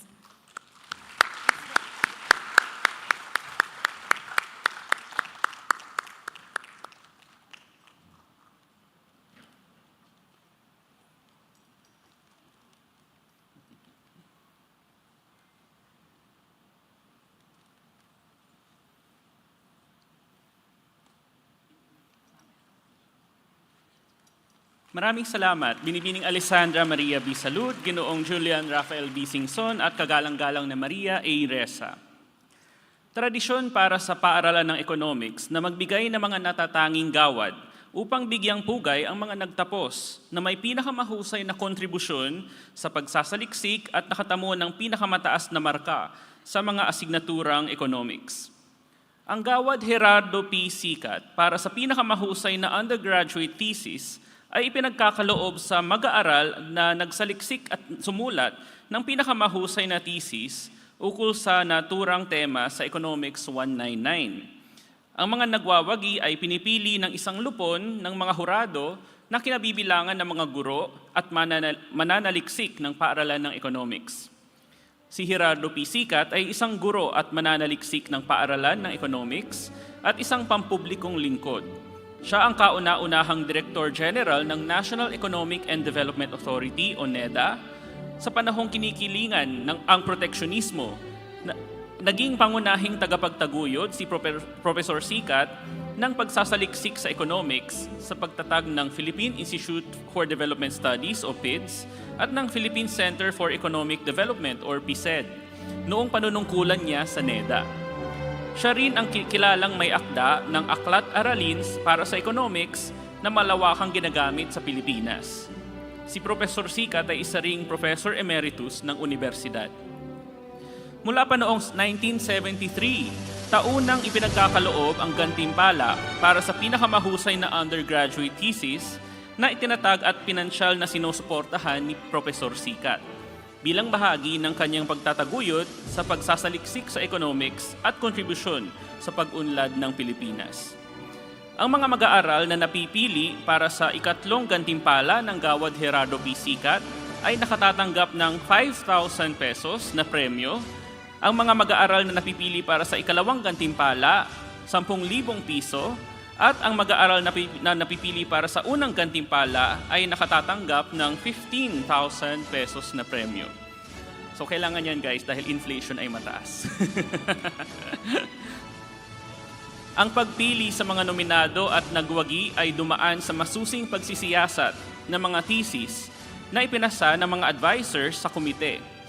Bilang isa sa mga inampalan para sa natatanging gawad ng taong 2023, ipinakikilala ko ngayon ang mga nominado sa ipagkakaloob ng Gawad Gerardo P. Sikat. Mangyaring tumayo kapag natawag ang inyong pangalan.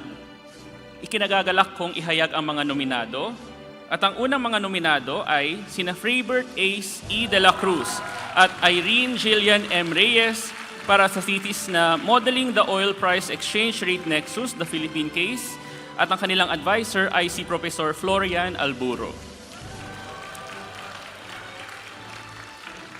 Ang ikalawang nominado ay sina Juliana Adeline M. Javier at Jean-Claude B. Pariñas para sa Taking Its Toll, Estimating the Optimal Congestion Charge for EDSA. Si Professor Alburo din ang kanilang advisor. Ang ikatlong nominado ay sina Maxine C. Alcedo at Hannah Nicole B. Go para sa In Search of COVID-19 Analysis of the Impact of Negative Investor Sentiment on ASEAN 6 Stock Market using Google Trends Data at si Professor Adrian Mendoza ang kanilang advisor. Ang ikaapat na nominado ay sina Allen Shaira A. Lim at Alessandra Maria B. Salud. Do political dynasties hinder gender equality in Philippine local politics? Evidence from provincial data. Si Professor Mendoza din ang kanilang advisor. Ang ikalimang nominado ay sina Erica Colleen M. Panganiban at Julian Rafael B. Singson. Social Capital, Trust in Government, and the Effectiveness of Fiscal Policy Responses to COVID-19. Si Professor Mendoza din ang kanilang advisor. Ang ika-anim na nominado ay sina Carlos Harry A. Tedasa at Trizan Kyle A. Hureydini, Benefit Incidence Analysis of Public Education Spending in the Philippines for the years 2016 and 2019 at ang kanilang advisor ay si Professor Carl Robert Handok. Ang ikapitong nominado, sina Piolo Luigi A. Gonzalez at Carla Therese A. Villanueva para sa Cognitive and Labor Market of Children Born to Teen Parents. Si Professor Handok din ang kanilang advisor. Ang ikawalong nominado ay sina Abriel T. Legaspi at K. Edson C. Relampagos, Effect of Governance on Deforestation, a Cross-Country Analysis. Si Professor Handok din ang kanilang advisor.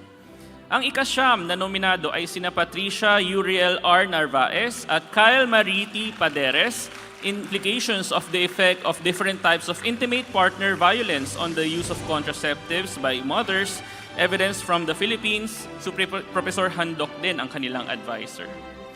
Ang ikasampung nominado ay sina Kyla Angela Claire T. Fegarido at Camille Joy M. Matias, The Impacts of Contraceptive Use on Female Employment, a comparison before and after the implementation of the Reproductive Health Law in the Philippines.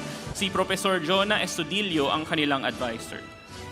Ang pang-11 na nominado ay si Andre Joaquin M. De Jos at Ethan Robbie C. Messina, The Impact of Highway Expectations and Design of the Metro Manila Skyway Stage 3 on Commercial Land Values. Si Professor Marjorie Paharon ang kanilang advisor.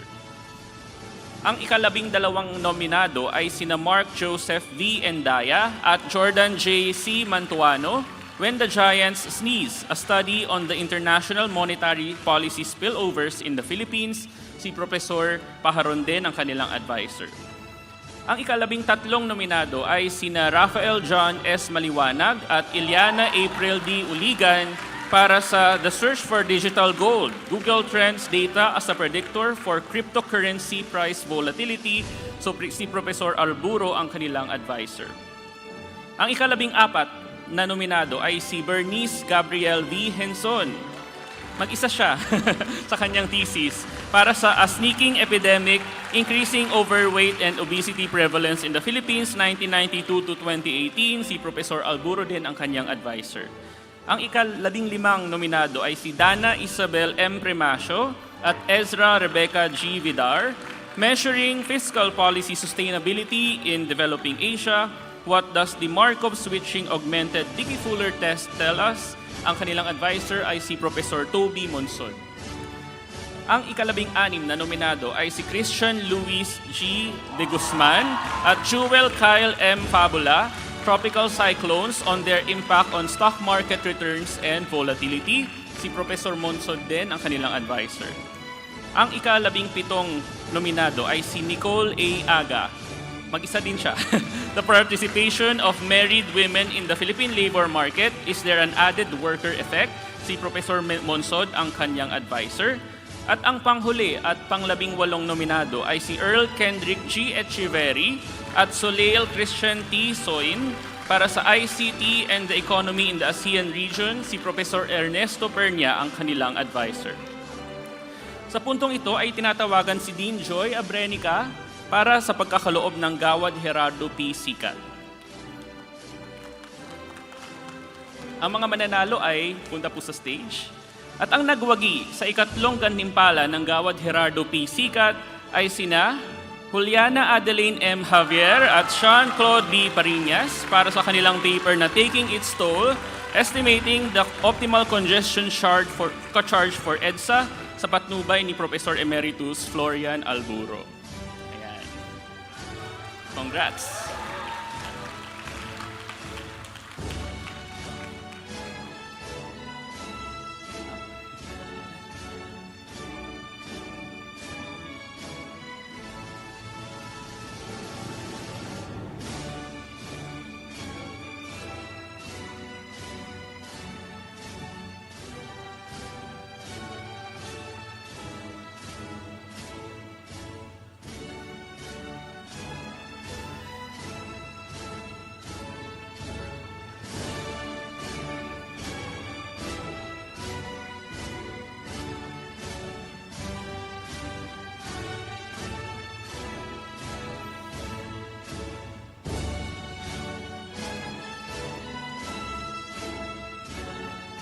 Palakpakan po natin muli sila Juliana at si Jean-Claude.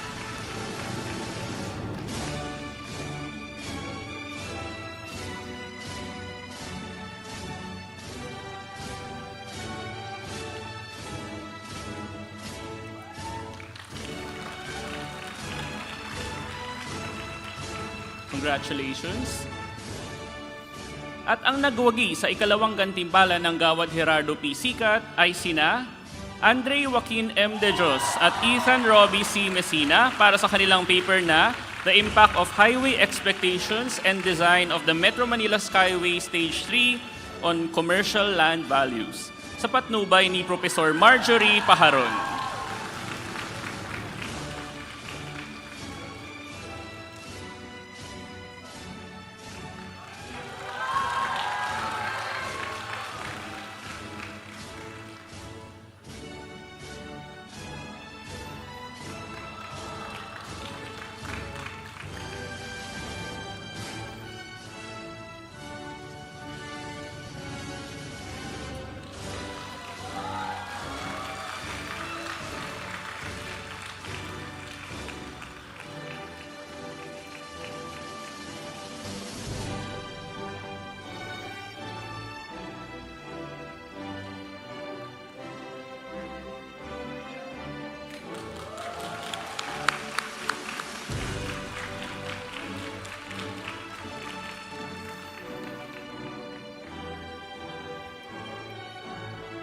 At ang nagwagi ng unang gantimpala ng Gawad Gerardo P. Sikat ay sina Dana Isabel M. Premacio at Ezra Rebecca G. Vidar para sa kanilang paper na Measuring Fiscal Policy Sustainability in Developing Asia, What Does the Markov Switching Augmented Dickey-Fuller Test Tell Us? Sa patnubay ni Professor Toby Melissa Monsod.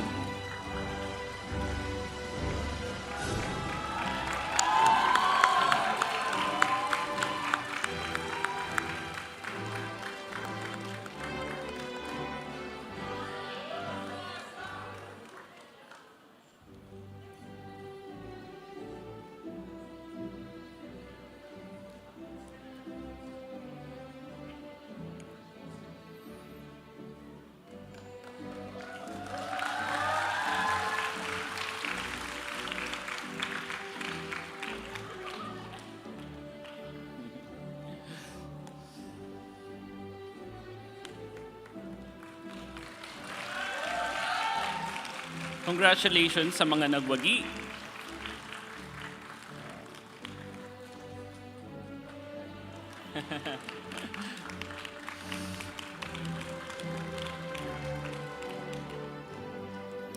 Ngayon naman ay tinatawagan muli si Professor Carl Robert L. Handok upang ipagkaloob ang Gawad Jose Encarnacion Jr. para sa kagalingan sa economics.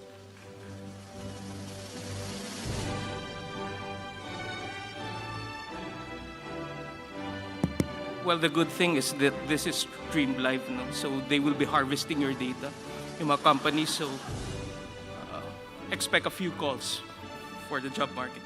Let me stick to the script, okay? Magandang hapon. Nais ko pong ipakilala ang nagkamit ng Gawad Jose Encarnacion para sa kagalingan ng economics, or Jose Encarnacion Award for Excellence in Economics.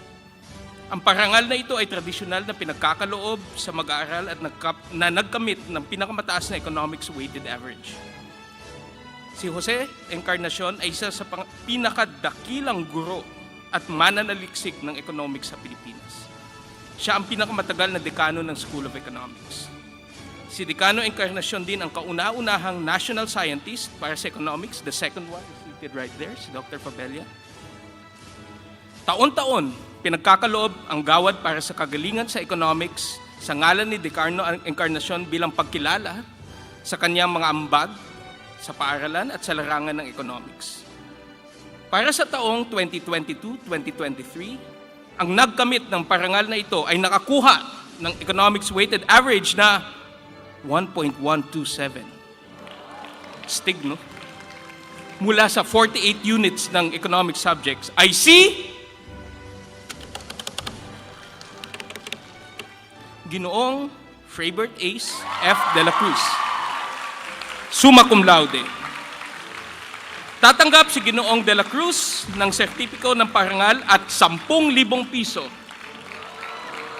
Baka naman. Tinatawag ko si Ginoong Freibert Ace De La Cruz para umakyat sa entablado. Congratulations.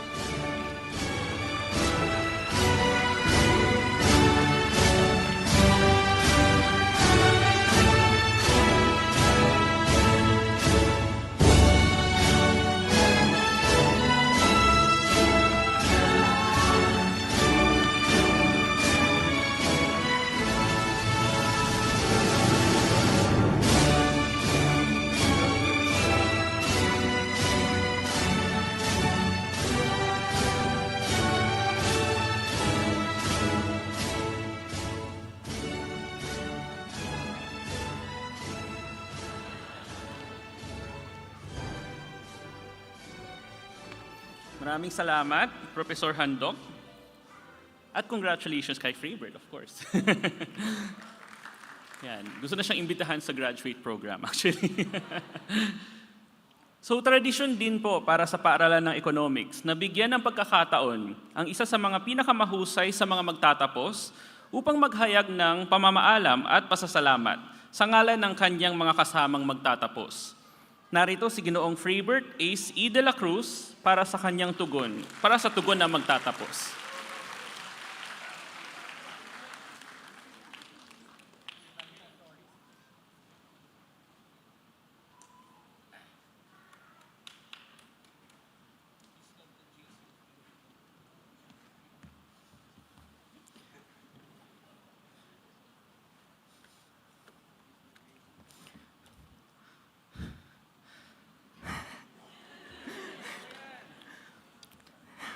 Wait lang ba?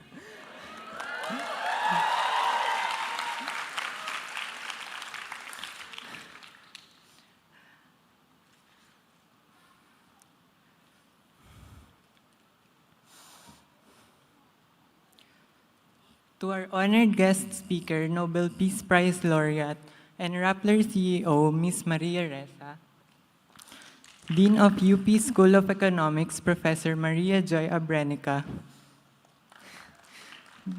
Department Chair, Associate Professor Carl Handok, College Secretary, Associate Professor Laarne Escresa,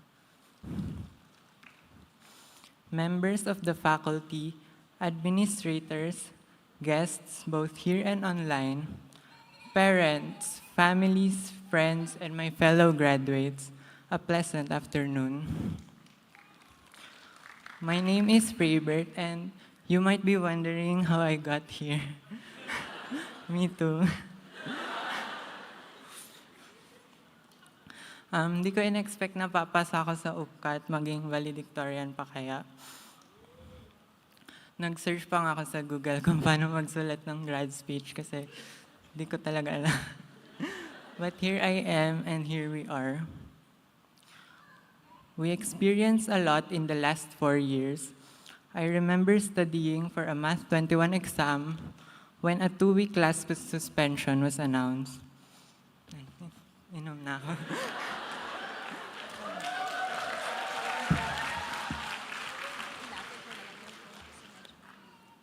Okay, ma'am. Thank you, ma'am.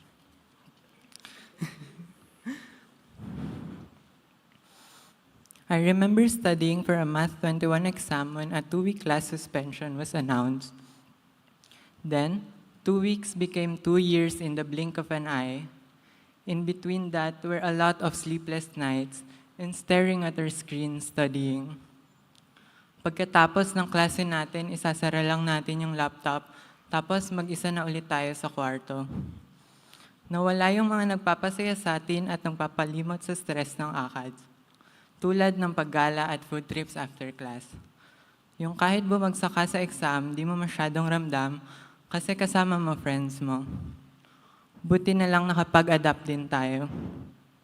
Naging mas common ang Discord hangouts at online events. And of course, we were able to return to the campus that we love during our final year as graduating students. Thanks to our professors and administrators who made it possible. Finally, we did it. We're graduating despite all odds. I shouldn't be here talking in front of you because I know each one of you could deliver your own speech detailing the 4 years or more of your college experience, which is just as meaningful and important. But as we end a chapter of our lifelong education, more specifically as students of UP, I would like to echo once more, despite us being reminded constantly of the university's values of honor and excellence. And while there is no question of your excellence as made sure by our professors, honor remains elusive because honor is something that you need to choose every day. If excellence is being able to do econometrics flawlessly, then honor is choosing not to manipulate data to serve anyone's interest. In reality, UP has many prominent alumni, all of whom are excellent, but not all honorable. Because honor is a difficult goal. Honor is costly because you will have to let go of good prospects when choosing it.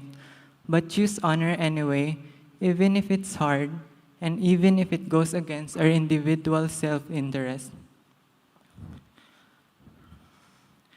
After all, we've been trained to look at the bigger picture, to go beyond ourselves and serve the greater good. And that means that in every decision, we must look at the social marginal utility, not its private counterpart. And along with honor, choose compassion.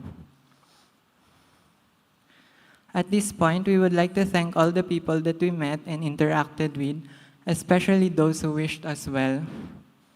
To our passionate instructors, thank you for imparting us the necessary skills and knowledge we need to navigate the world of economics and more, for teaching us that learning doesn't end in the classroom or in our case at home. More than utility functions and game theoretic models, they taught us that every decision, even simple ones, has consequences. And I hope that we can hear their voices every time we face difficult choices so that we can always choose the best one. To the staff of the school, thank you for making UPSE our second home during our undergraduate life, even virtually for some time. To the titas in SE 101, thank you for guiding us through the dreadful administrative processes like the infamous registration every semester. To our librarians, thank you for helping us find references for our thesis and for receiving us in the library with open arms, even if we can be noisy. To the security and maintenance personnel, thank you for making us feel welcome each time we enter UPSE. Thank you, UP School of Economics. To our parents, families, and friends, thank you for giving us your unconditional support and understanding. And lastly, to the Filipino people, thank you. Our success is not just our own, but this is for you who trusted us to be the future leaders of the country and bearers of hope. Kaya bilang mga ekonomista ng bayan, pasan natin ang kakayahan at tungkulin na kamtin ang isang tunay na maunlad at malayang Pilipinas. Lagit lagi para sa bayan. Maraming salamat at padayon.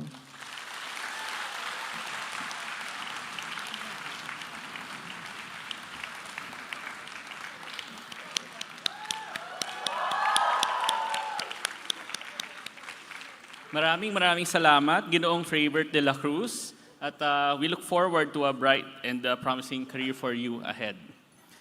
Ang pagtatapos sa paaralan ng economics ay may mga karampatang karapatan at tungkulin. Para sa mga alumni, ang pagkamit ng degree ay nangangahulugan din ng patuloy na paglilingkod sa paaralan, sa universidad at higit sa lahat sa bayan. Tinatawagan si Binibining Mia Angela C. Alentahan, UP School of Economics Batch 1992 at kasalukuyang Pangulo ng UP School of Economics Alumni Association upang pasinayaan ang panunumpa ng katapatan ng alumni.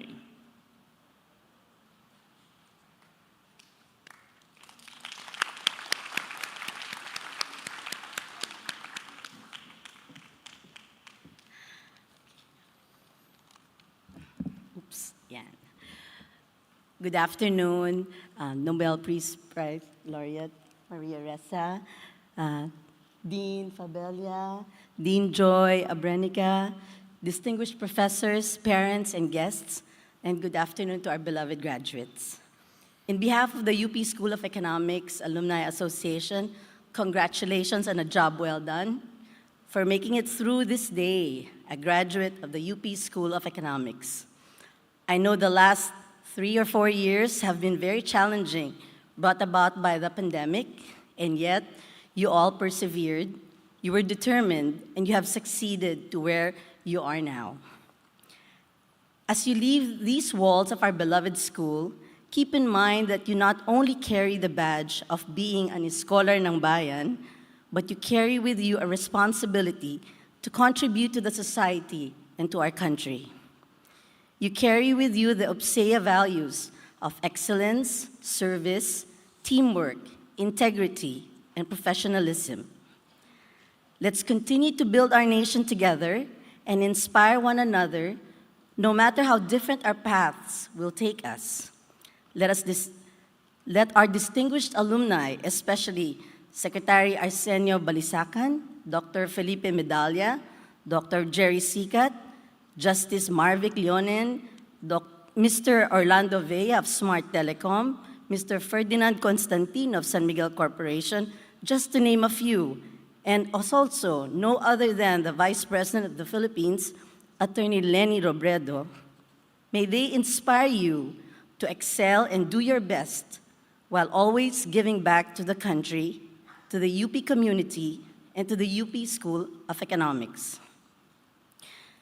You as graduates of the UPSE are now part of this distinguished network.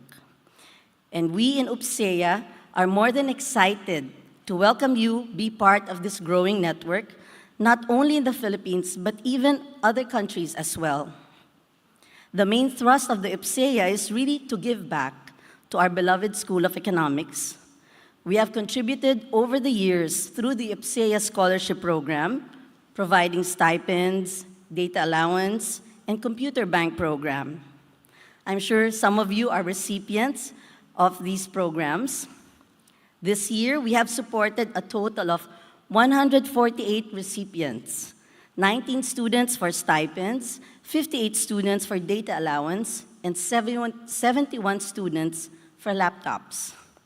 This coming school year, 2023 to 2024, we are preparing to support a total of 160 recipients, all from UPSE. Perhaps some of you have been recipients of the scholarship program in the past years.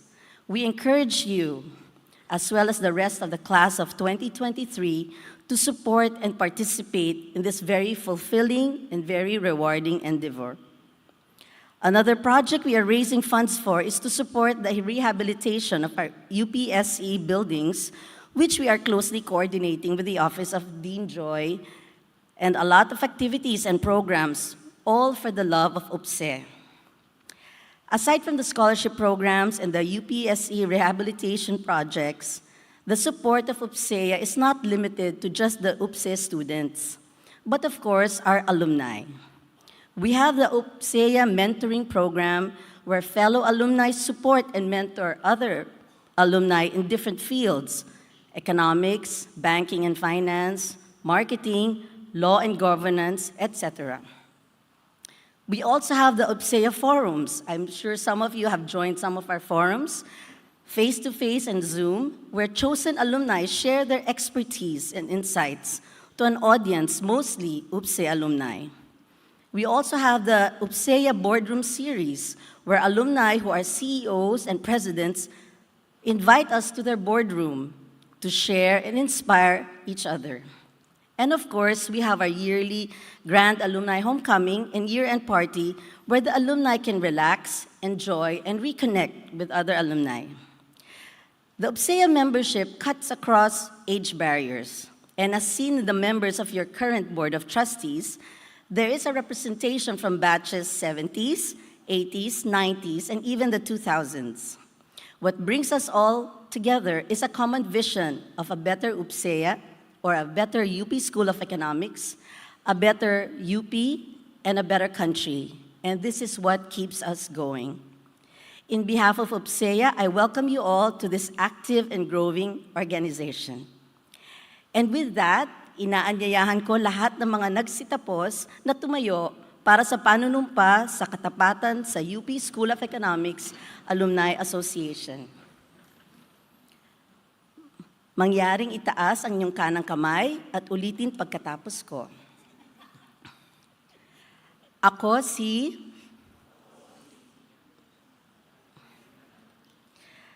ay maintim na nanunumpa na matapat kong gagampanan ang aking mga tungkulin bilang kasapi ng UP School of Economics, makikibahagi sa pagtaguyod ng mahusay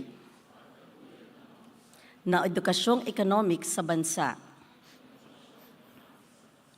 Tutulungan ang paaralan at ang kanyang mga mag-aaral sa anumang paraan at sa abot ng aking makakaya,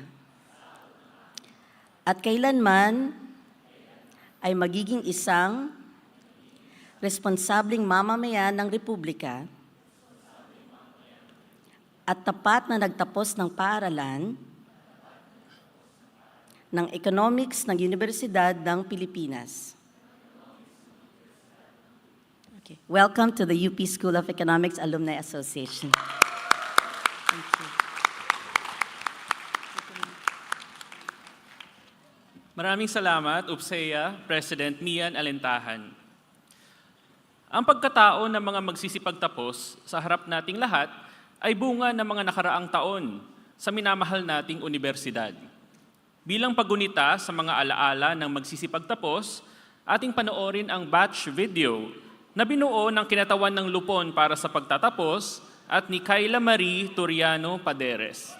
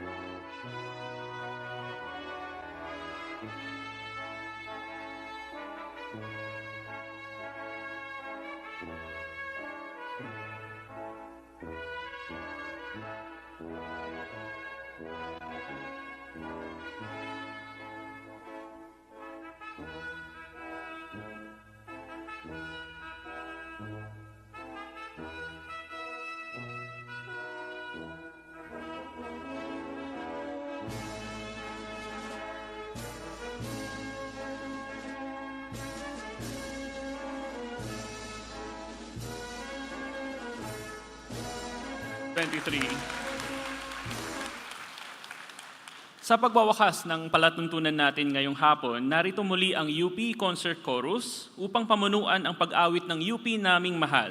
Mangyaring tumayo ang klase magtatapos, ang mga guro at ang alumni ng universidad.